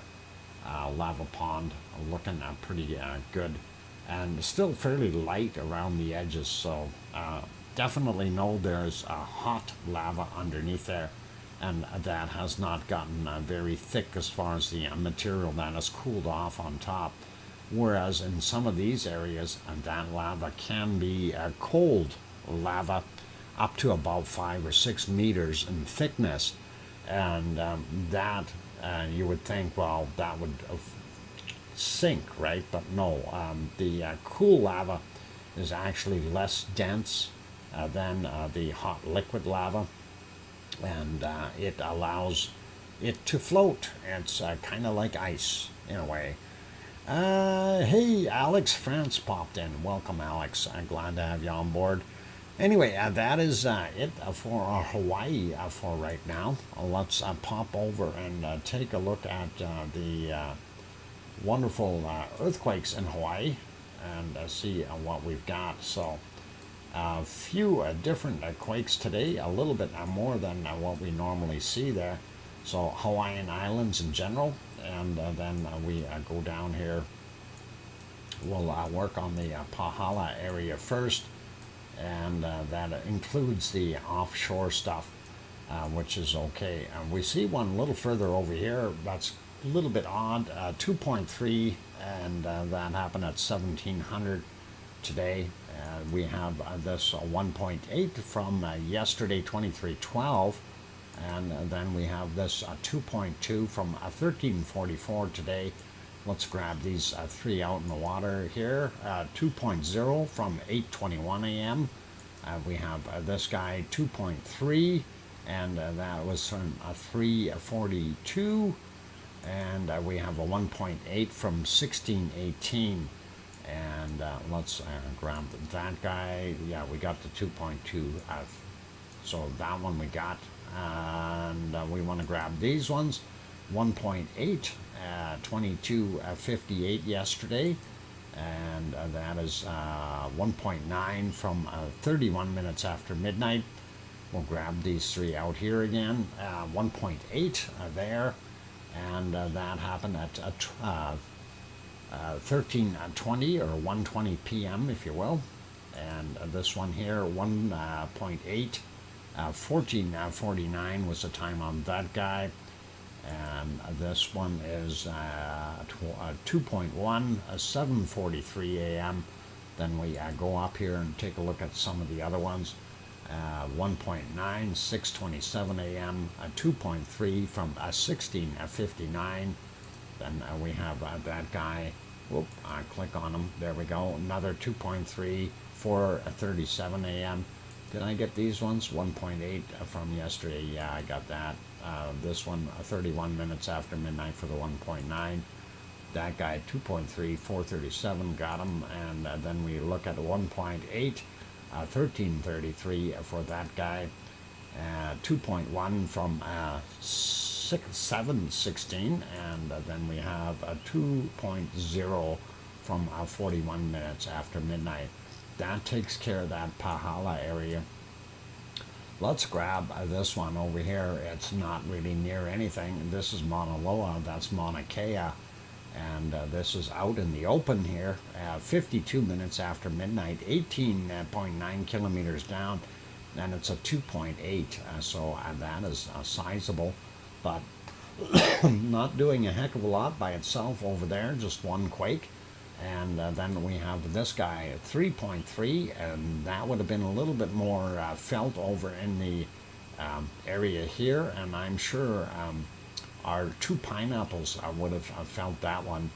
5:39 a.m., 38.6 kilometers down.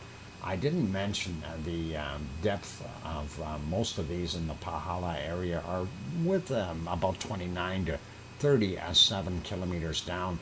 I think there was one that was actually at 39, but that is the typical stuff. So this is 38.6, not surprising to see that one down there, but 3.3, and I'm sure they would have felt that over here a little bit. Zooming in towards Kilauea a little bit closer, and we do have this additional one here, 2.3. It happened yesterday at 20:48, so that gives you a pretty good idea of what has been going on. And of course, this being an older picture, and now, as I mentioned earlier, at about 137 meters or 100, at least 100 meters of lava in here from there upward, and that would give you a pretty good idea of how full it should be. But from the crater floor, it's 137 meters, so I'm not sure where the floor is below that level, but that is pretty close to empty. Anyway, that's it for Hawaii. So let's carry on with our other stuff, looking around the world for some earthquakes. And we'll start out. I noticed this guy here. This is on the Baja of California, really. They call it Bahia de Quino in Mexico. 4.1 from 8:31 this morning. A little bit bigger. We also noticed this 3.1. That's a little bit bigger than normal here for the ones that we get in California. Usually they're just ones and twos and little guys. Anyway, sliding down Central America, 4.4 Costa Rica from 10:28, 27.9 kilometers down. Then 5.2 down here in Panama from 12:41, 11.4 kilometers down. We do see some more 4.3 here in Peru, another 4.7 in Argentina, another one right behind it, 4.5 also in Argentina. These are fairly deep, 255 kilometers and 168 kilometers down, so deep quakes, and that was 11:21 today.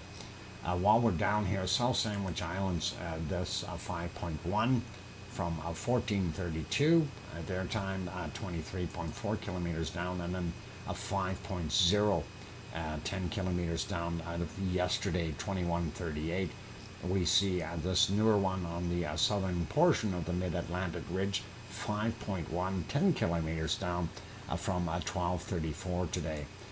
Moving over a little bit and taking a look here in the Kataman, I won't get it right, Kermadec Ridge, and then of course this is actually a part of Fiji, not quite in Tonga, but 5.0, 396.9 kilometers down, 3:05 a.m. And then 4.7, that is in Tonga, and that's 445 kilometers down, 17:52 at their time. And that's what we're seeing there. We don't see anything out here in the American Samoas or those other areas. And 4.6 Solomon Islands area, that is interesting. and that swarm, and the really big one that we had here, they had a couple more aftershocks. 4.4, 98.9 kilometers down for that guy from yesterday at 1944, as well as this 4.4 from today at 1711, 96.4 kilometers down. Another one close by here, 4.6 from yesterday, 1909. So that's what we're seeing shaking there. And not too far away from Krakatoa. There's Krakatoa there, or Krakatau. We do see this quake, 4.9, 96 kilometers down, 5:18 a.m. For that one. Moving up here into the Philippines a little bit more, 4.5, 9:56 a.m., 10 kilometers down on that guy. A few other ones, 4.4, Japan, just fairly small, 4.6 on the subduction area here, just about 6 a.m. For that guy, 10 clicks down. And we have one here on the Kamchatka Peninsula, 4.0, 318 kilometers down from 3:20 a.m. Sliding over a bit more, we see this one in India, 4.5, but that is, I don't think that is too big. I don't see any other ones there. Let's have a quick peek over at the wonderful Canary Islands. Going to refresh that so we have the latest on here. And the one we're mostly interested in, of course, is La Palma. And we don't see too many new ones.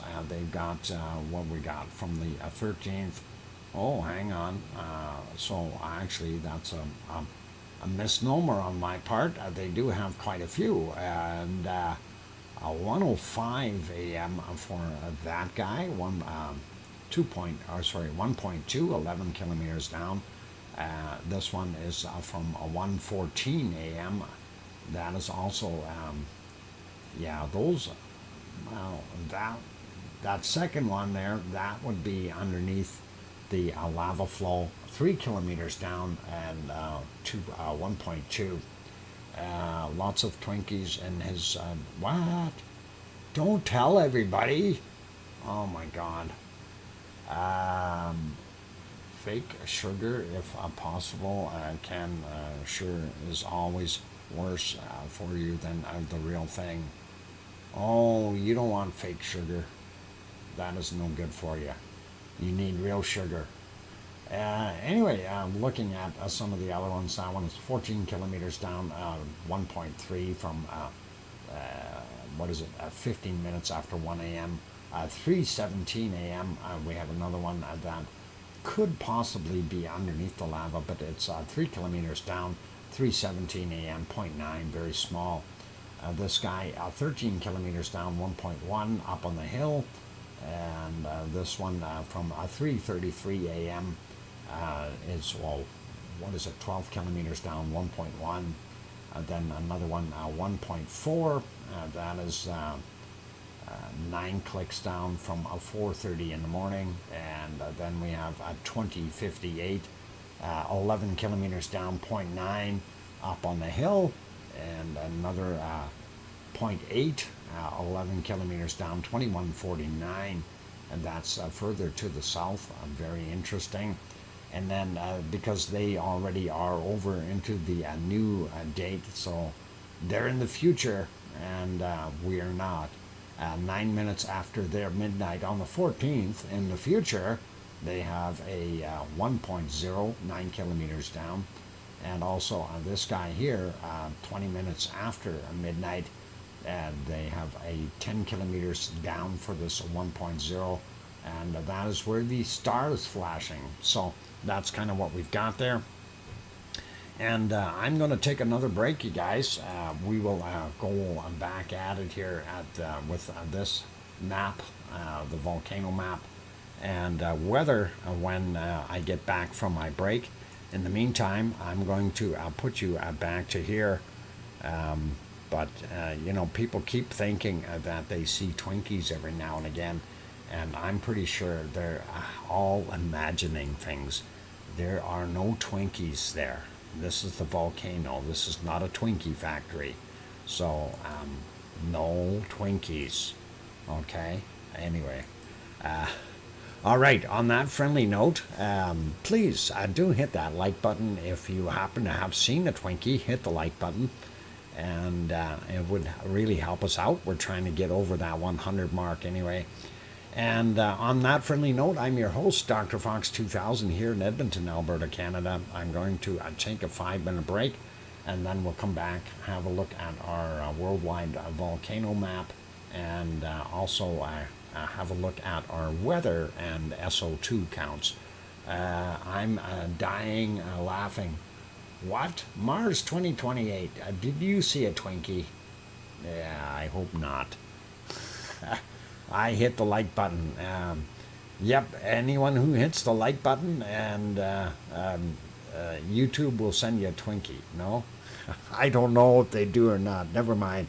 I didn't say that. I retract that statement. All right, I'm going to take that break, you guys. I'll be back. My throat needs that break. All right. And if you see Twinkies, don't worry. They'll be okay. Hit the like button. I'll be back.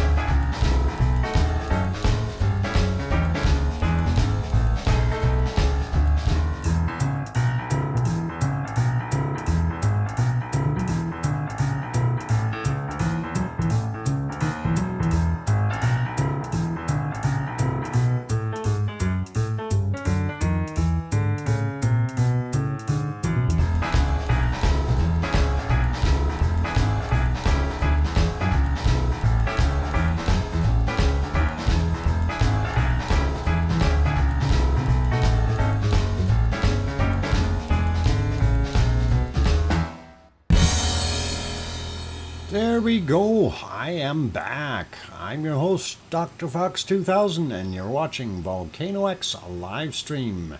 Thanks Sue and Leo and JB and all the other good people.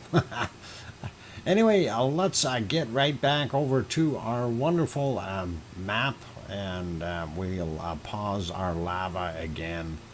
And we'll see if we can pause it. There we go. All right, pause the lava. All cool. Echo the Bot is handing out cookies. Awesome. Thanks, Sharon Stewart. Glad you hear me. And thanks, Mars. And went downstairs. Welcome back, Uncle Doc. All right. Oh, Mummy of... oh, I see. You're on the other one. Oh, Mummy Goddess. I got it. And no worries. Anyway, let's pop over to the volcano map, and we'll have a look at what that is. I went downstairs to B100. Okay, excellent. Well, that is awesome. Thank you very kindly. That does help out.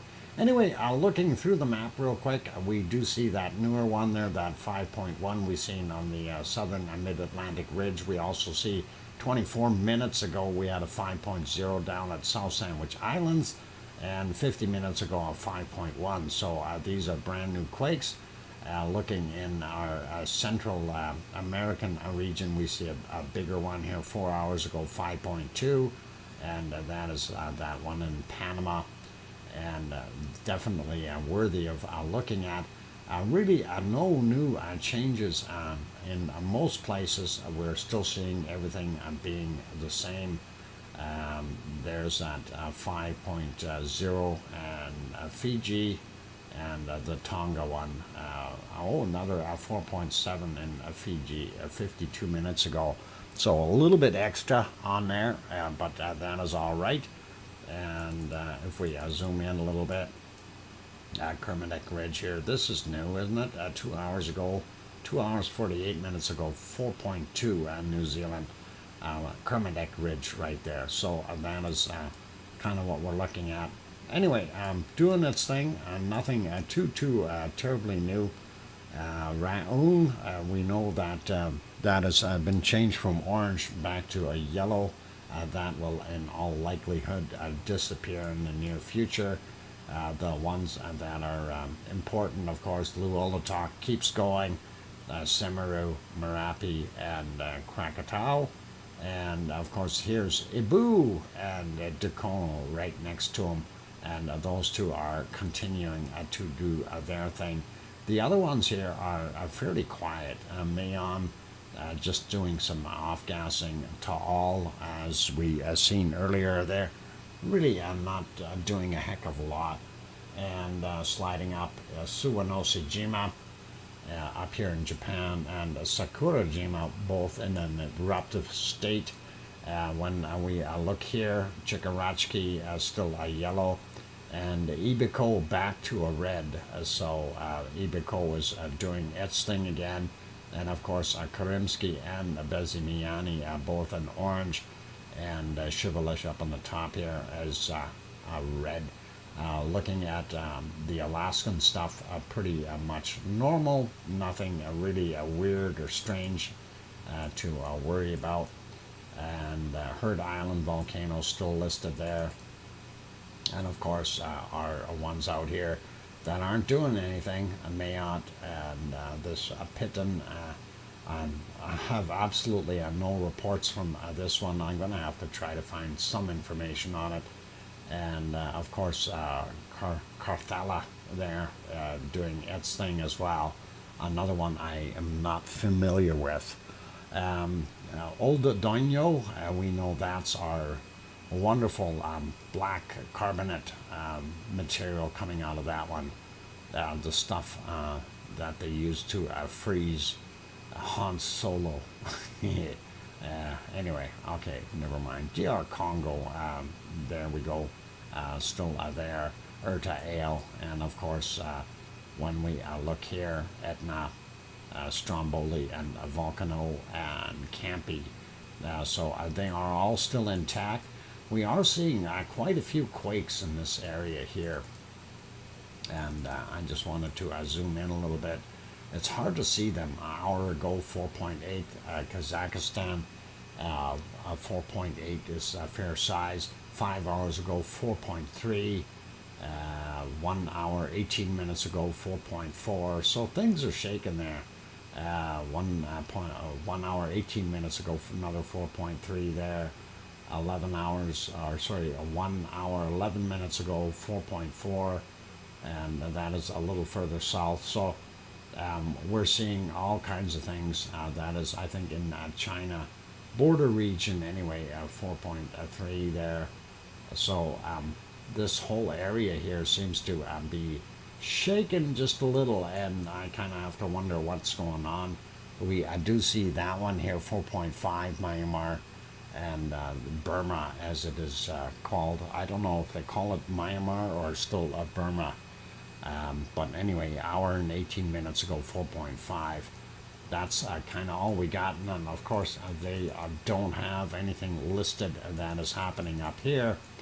But while we're on this map, let's zoom in just a little bit.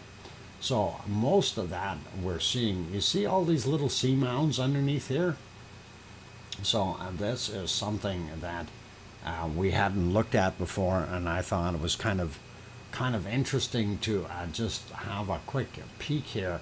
So that earthquake swarm is sitting right on top of these sea mounds. It isn't Burma anymore. Okay, so it is Myanmar. That's the name they're going by then. Yeah, right there, and that is very, very interesting to see that this is the area. Yes, Heard Island means Mars. Heard Island means Mars? I don't know. I don't know if that's true. Anyway, that is all part of that mid-Atlantic ridge. You can see most of it right there. And here, as this kind of split off a little bit. So definitely some volcanic activity that has happened in the past there. And we may be seeing a repeat soon. So we'll see what happens. Anyway, let's zoom back out. We'll get over to our weather maps and see what we've got cooking there. I think I do need to refresh that though, and that might still be on yesterday's. There we go. We are on 7 p.m. There we go. Okay, that is up to date, and we see North America really isn't too bad. We do see some of that stuff because of the way the jet stream is going through and the air currents. We are seeing more of that SO2 here in Alberta, and hoping it disappears. It is noticeable in the sky for us, at least for me, and I do see the haze, and I attribute some of that to fires, and that could possibly be what's happening here. We know there are a bunch of fires in BC and in Alberta in the mountains, so that smoke could still be pouring in on top of us. Pretty normal for most of the US. A little bit extra stuff here again, possibly a smoke as well in Montana and portions of Wyoming and that. Going down a little further into Mexico, we see it is still pushing out. That Storm K has dissipated and is no longer really a storm. And that actually, I was watching a program earlier here about the floods that they had at the border, and that was down in this area. It was pushing in a lot of moisture, and definitely flooded some of those areas out. Pretty normal here. We see a lot of that is hanging right at the coast. We do see a system here. I think that might be something developing there, as well as one right here. We'll see how that progresses. Colombia, Ecuador, not off-gassing as much, and looking at everything that is coming from Chile and those areas. It's actually going through Argentina and Uruguay a little bit, as well as into Brazil, and then departing out into the Atlantic Ocean. Moving over to New Zealand, we see White Isle Volcano north of New Zealand here is pluming off a little bit and not too much. Tofua up here in Tonga doing its thing, and of course this would be a Yasur, and that is from there, and as well from his buddies there in Vanuatu. Leo may have his barbecue on here today. I don't think he was getting any rain, so that may be what that plume is from, but you never know. Right, Leo? And glad to have you on board, buddy. And also right there, we have north of Sydney some coking plants doing their thing.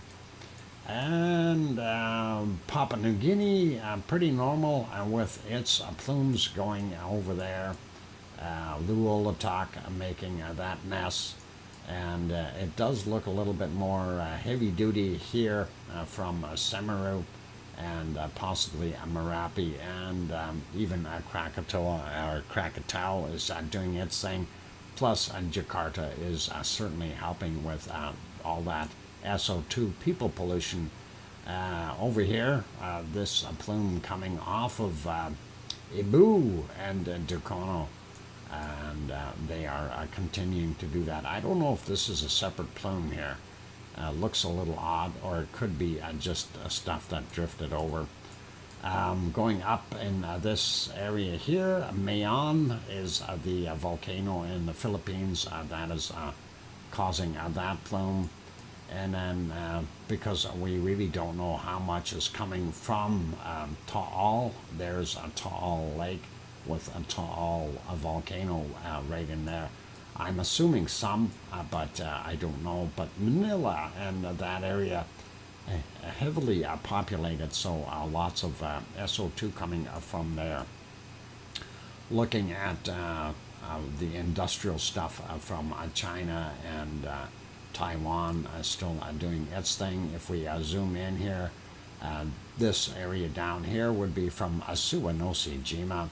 And then, of course, right in here, where that camera is kind of spotted there, that is a Sakurajima, and it is doing its thing. So that is actually going up. And this is that storm that we had sitting here yesterday. It is moving northward, and I don't know if it's actually going to make it all the way up there into South Korea. That may end up going in towards the Yellow Sea here. We'll see what happens. The other one went right over top and went into the Sea of Japan. We'll see what happens in the future. And looking down here, I'm surprised we're not getting anything from. Oh, hang on, I'm on the wrong island. There we are. That makes a little better sense. And Chikarachki, as well as Ibako, right there on that island, and they're causing that plume. And then you have multiple spots here, but there should only be 3 active volcanoes here. Up on the top, Chikarachki, no, Shivalesh up here, Bezimiani in the middle, and down on the bottom, Karimsky. So I'm still trying to find out if we have more off-gassing happening from some of the other volcanoes, because those plumes just don't look quite right for being a singular type situation. Lots of that SO2 are going into the Pacific, and of course inundating the Aleutian Islands pretty much there. And we've covered that. I covered China is doing its thing, not going to worry about that. A lot of pollution there. India, same thing, lots of pollution. Same thing with South Africa. I'm going to leave that alone. This is volcanic as well as coking plants here in the DR Congo. Urta Ale buried again with the pollution from Saudi Arabia's refineries. Can't tell what it's doing. And sliding up here, we see this plume from Etna, Mount Etna here in Sicily, as well as from a Strombolian volcano. They're all adding to it and creating that plume, which is getting bent and twisted and going all kinds of places. So that is what we've got there. Some of the other spots I'm unfamiliar with, like right here in Morocco.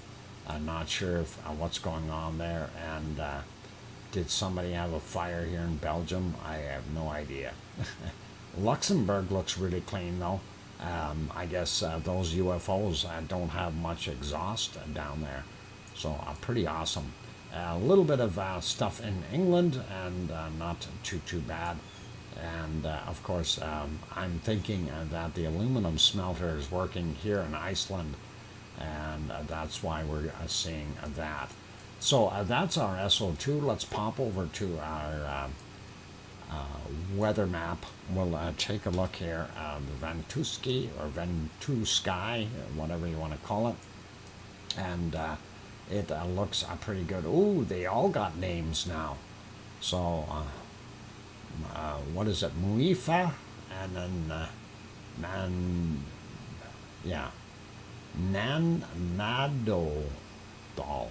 Nanado, and then Merbach. Those are the storms in the area. That is the triplets there doing their things. And of course, then we see this 94E, which is not named yet. We don't see K anymore. It's completely disappeared. So that is a good thing.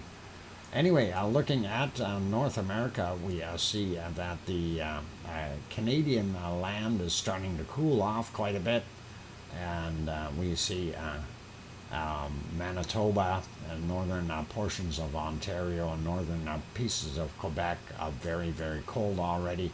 Still holding some decent temperatures here in Alberta for the most part, but I'm sure that is going to change. Same thing with British Columbia.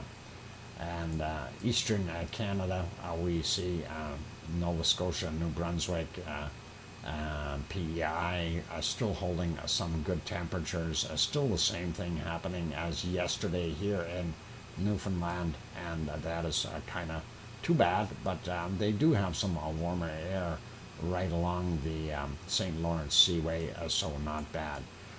Here in the U.S., we see the higher elevations have cooled off a whole bunch, so the hot stuff is sitting down in the lower areas, which is really awesome. And we see here California is a lot cooler for the most part than it has been for a while. Still some very hot spots though, and that is always nice and interesting. And Sue's going to bring up the weather for Death Valley there. 35, 30, oh, only 32. Okay, because we see somewhere around 35 here in some of those spots. That is 36, 37. I guess it depends on where you're standing. So that's pretty awesome. And of course, Arizona still very, very hot. Phoenix 33, 34 degrees. So bottom end of Phoenix or bottom end of Arizona, very cold. As soon as you get up into the northern areas, they start to cool off.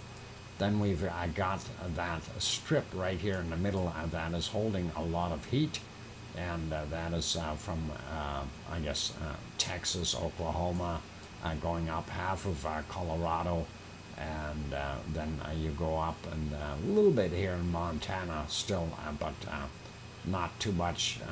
Looks like North Dakota a little cooler, South Dakota a little better. So still some good temperatures, so sliding over to the east, and of course still seeing very nice temps in Florida and along the eastern seaboard.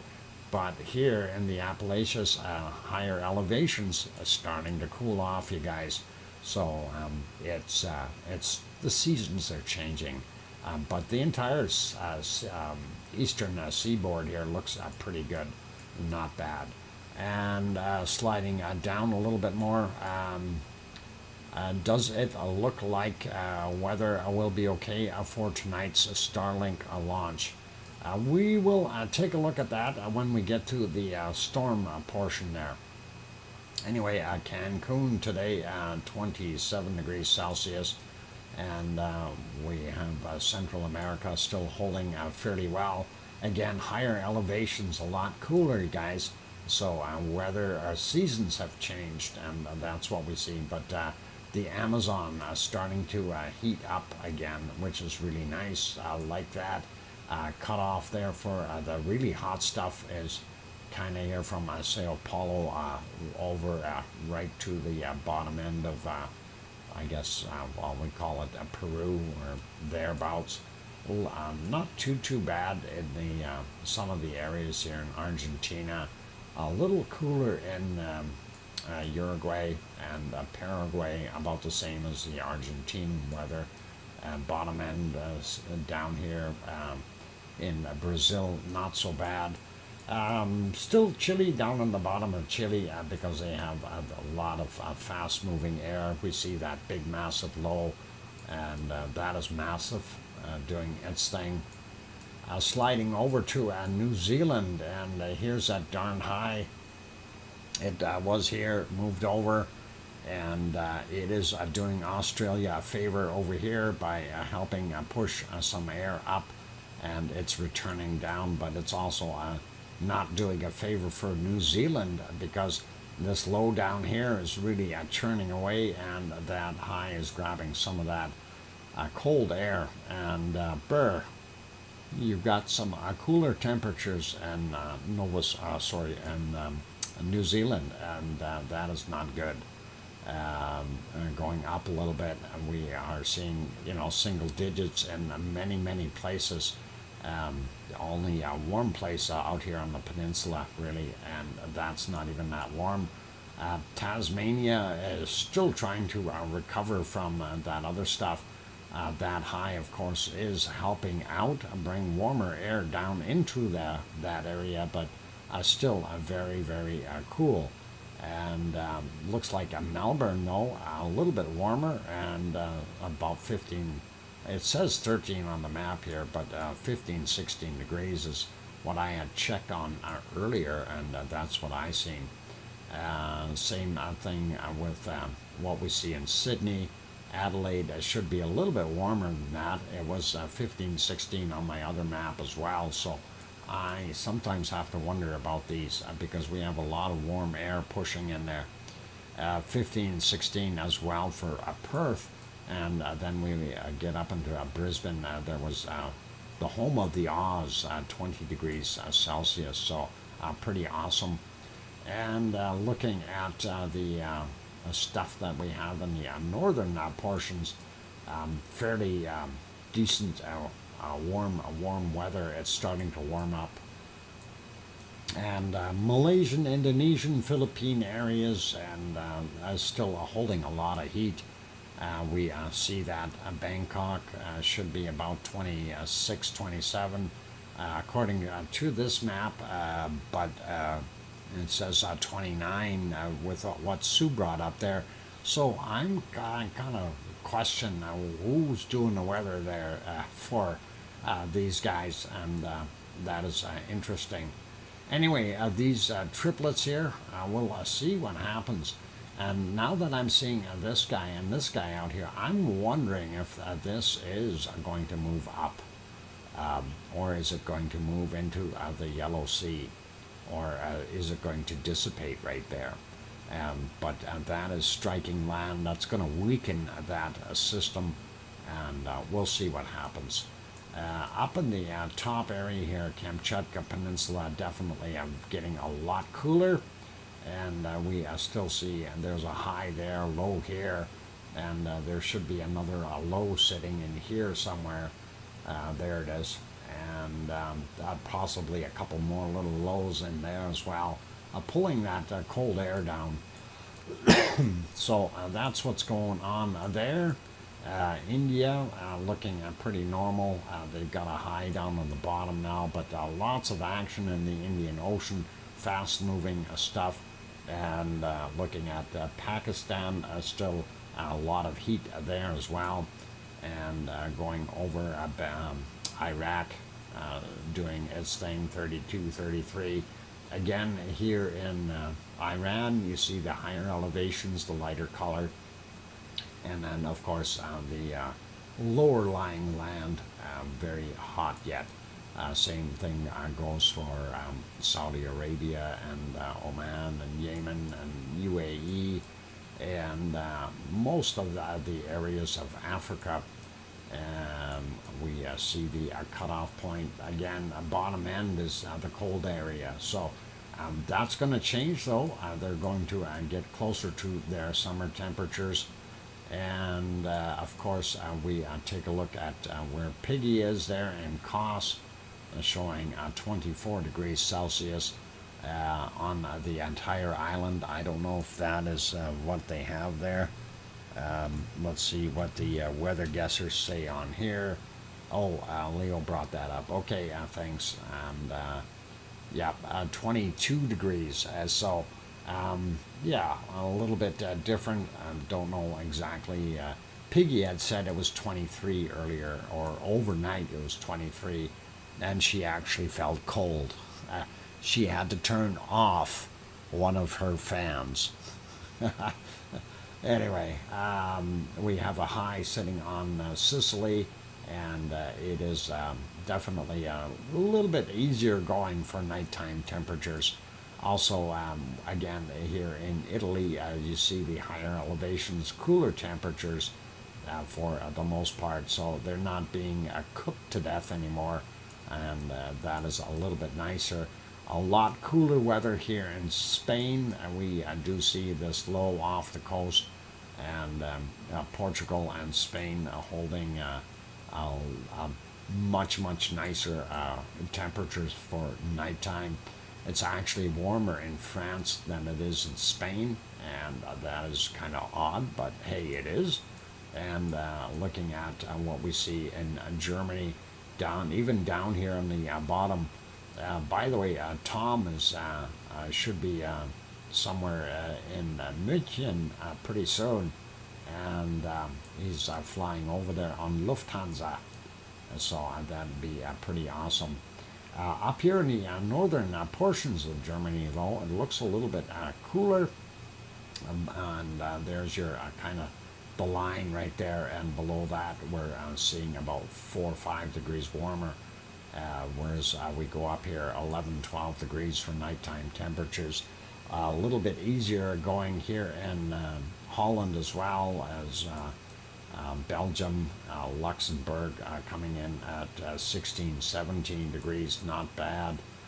Southern end of England and not too bad, but we are looking at colder temperatures, single digits for the most part, up in the places like Scotland, northern England, portions of Wales, and of course Ireland as well, getting a little bit cooler. So Irish Monk has got about 9 degrees Celsius right now, roughly, and not too bad. Looking at Denmark seems to still have some warmer weather. That's actually warmer than the northern part of Germany, so they're getting that coastal air blowing in there, and that's keeping them warm. And also looking at the southern end of Sweden, still quite nice down here. As soon as you get up into Oslo area, about 10, 11 degrees. Stockholm, a little bit warmer at 11, 12. And looking up in some of the spots along the coast, you got some warm places and you got some very cold places. And same thing goes for Finland over here. Looking at Iceland, and it's getting colder, and there we go. Looking here, 4, 5, 6 degrees, 7 degrees on the Reykjanes Peninsula. So not as warm as it could be, but that is what we're seeing. And then, of course, the rest of the area here, a lot cooler. So if somebody was going out to Grimsey, she better have put warmer clothes on, I'm talking about Yvonne Kunkel, who should have been out there today. So, Alex, yeah, I know summer is over. I'm sorry, Alex. And Alex, you'd have about 7 degrees right now, and I'm sorry. And that also goes for Yona, about 7 degrees Celsius.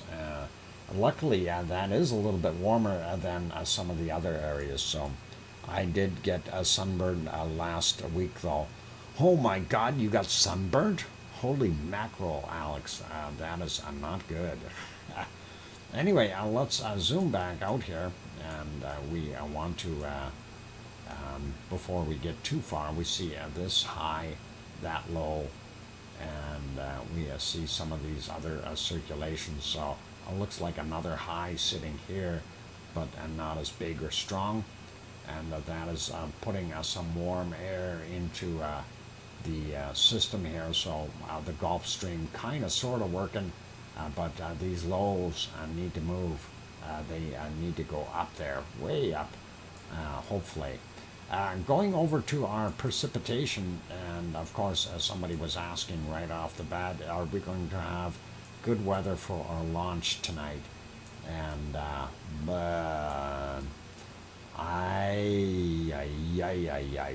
don't know. I don't know when the actual launch is going to take place, and where it actually goes from. And I thought it was somewhere around here.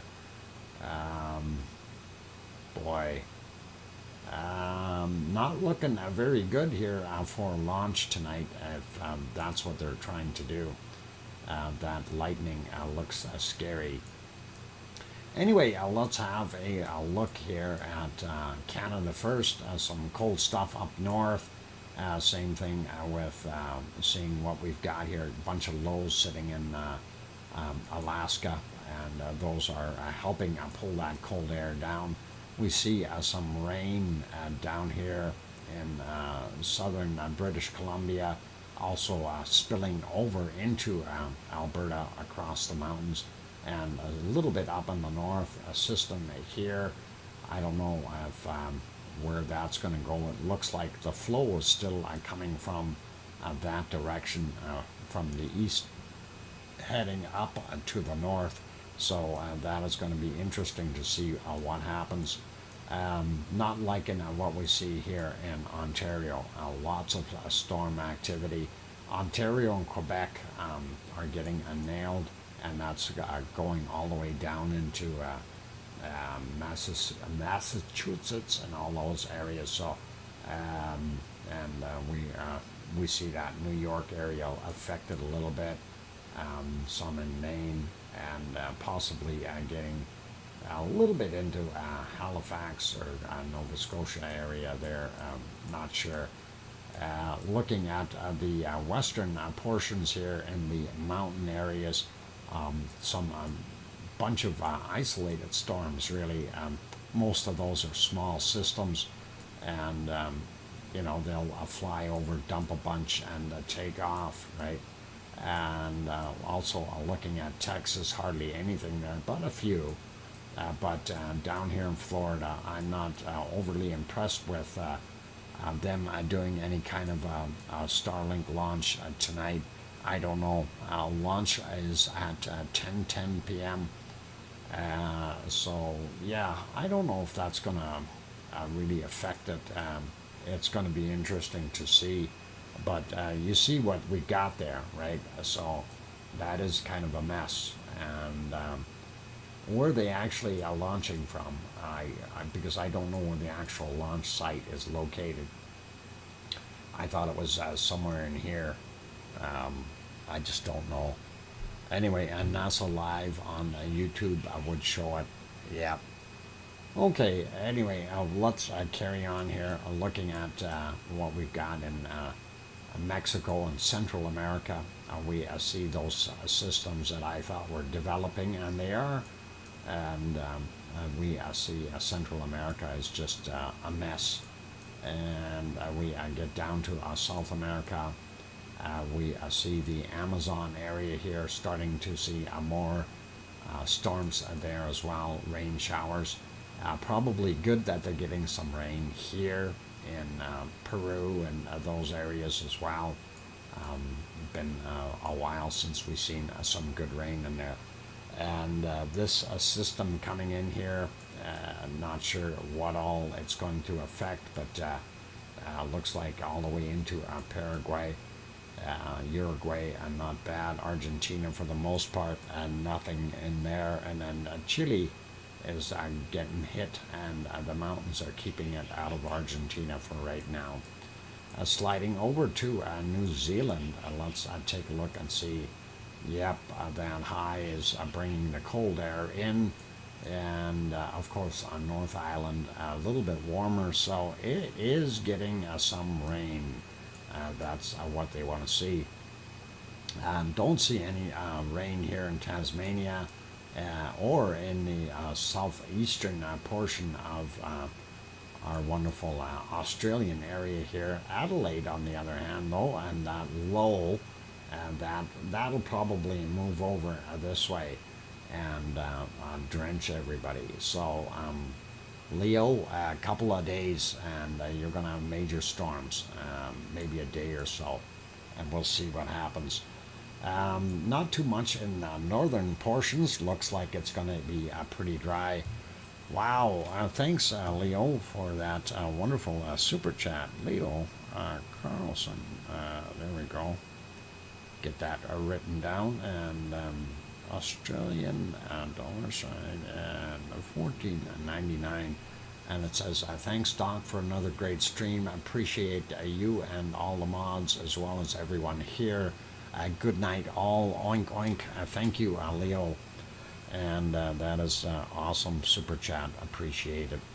Thank you for the support.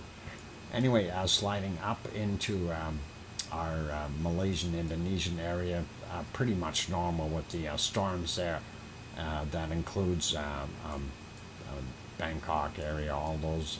We do see that Muifa still doing its thing, and yes, it looks like it's really pushing into the Yellow Sea area. These other guys off the coast, I don't know what's going to happen with them. We'll see what happens. This circulation has all really changed in here, so it's really difficult to tell where things are going to go right now. Kamchatka Peninsula getting rained on. That is what we've got. Sliding over, we see here in India, northern portions getting nailed with some rain. Southern area a little bit easier today. Same thing with down in Sri Lanka. And not so bad in Madagascar, just a little bit of rain on the one tip here. Southern portions of Africa, not bad. The central region, normal storm stuff that we see there. And looking here to see if Piggy will get any rain in the next few days. And I'm sorry, Piggy, if you're still listening, no rain for you for a few more days. At least a week from what I see there. Sliding over, here we see again that system off of the coast of Portugal and Spain, and that is dumping a lot of stuff in. And there we see France definitely getting nailed as well. Southern England also getting nailed by a lot of stuff, and that goes all the way into Germany. So yeah, I hope everything there is not so bad in Germany. I mean, these aren't really super heavy storms, but they're going to get some rain. Sliding up a little bit more, and whoa, look at this, coming into Sweden, Norway, and the top end of Finland here. That is a real mess, and that is not so good. And boy, oh boy, I told Yvonne to dress warm, and I see snow up in the north here. Snow and rain in the northern portions, or northeastern portions of Iceland, whereas when you're looking here on the Reykjanes Peninsula, it looks dry, so that is probably all right. I miss thunderstorms. Aw, Alex, you're not missing anything. Actually, I don't mind a good thunderstorm. If you're in a safe place and you got a good view, they are awesome. The ones that I used to, as when I was younger, the ones I liked seeing was when I was in southern Saskatchewan. And you could go outside, you could sit there and you could stare to the west, and you could see these things coming about 200 or 300 kilometers away. And they get closer and closer and closer, and you can tell whether it's going to hit you or go north or go south. But those were far and few between. Right, Kananaskis country? I miss a good downpour of rain. Yep. And that is the way it is. Okay, so we've gone through our weather. Let's take a look. The only other thing we want to do is find the lowest temperature on the planet. And we'll take a quick scan here and see what we can muster up. And I seen a minus 75 already, 76. And let me zoom in a little bit, and I want to see if I can find anything colder than a 76. And minus 76. Yeah, that's about it there, but hang on, what do we got over here? That's all warm. Warm. Somebody's heating the place up. And we're going to have a global catastrophe, no? 65. Yep, I think that is about all I can do is minus 60 or 76. Where are we here? Let's get it back to that. 75. I had minus 76. But yeah. Darn it, it's gone. Somebody stole it. And anyway, yeah, we'll leave it on the minus 75 mark. I did have minus 76 just a minute ago, but that is all right. Sue found minus 77. I found minus 79, says JB. Let's say 78. Yeah. I dare you to go out there and tell me the difference between minus 70 and minus 80. Or anything in between. And I can assure you, there's no way you can tell the difference other than how quickly your eyeballs will freeze. Right? I'm going right now. All right, get out there, JB. And that is all cool. So, yep, Sue, you got the lower one between you and me there, and that is awesome.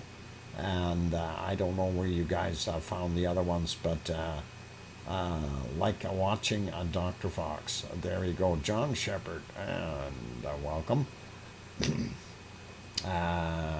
Yeah, lollipop eyes. Yep, actually, you're literally, they would freeze open. And I'm not kidding you guys. If you go down to Antarctica and that is what you see, that is literally what would happen at those temperatures. If you are not wearing eye protection, you would freeze your eyeballs. And they will freeze, if you leave them open, they will freeze in an open position at those temperatures. It is not worth losing your eyeballs. Okay? Anyway, let's leave it at that, and make sure you bundle your penguins up before you send them out. And remember, I like palm trees. And they do not grow in Antarctica. On those friendly notes, that is it for today. You guys are all awesome. And big super thank you to all the wonderful supporters, and of course our members in here. All the members, you guys are really, really awesome and great. I appreciate having you in here, and thank you for that wonderful support.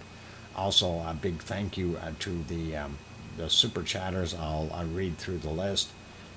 We had Scott Hartman, Irish monk, Scott Hartman, Billy Bob Joe, Ariane, and Diane Craig, an Irish monk, and Leo Carlson. Thank you all.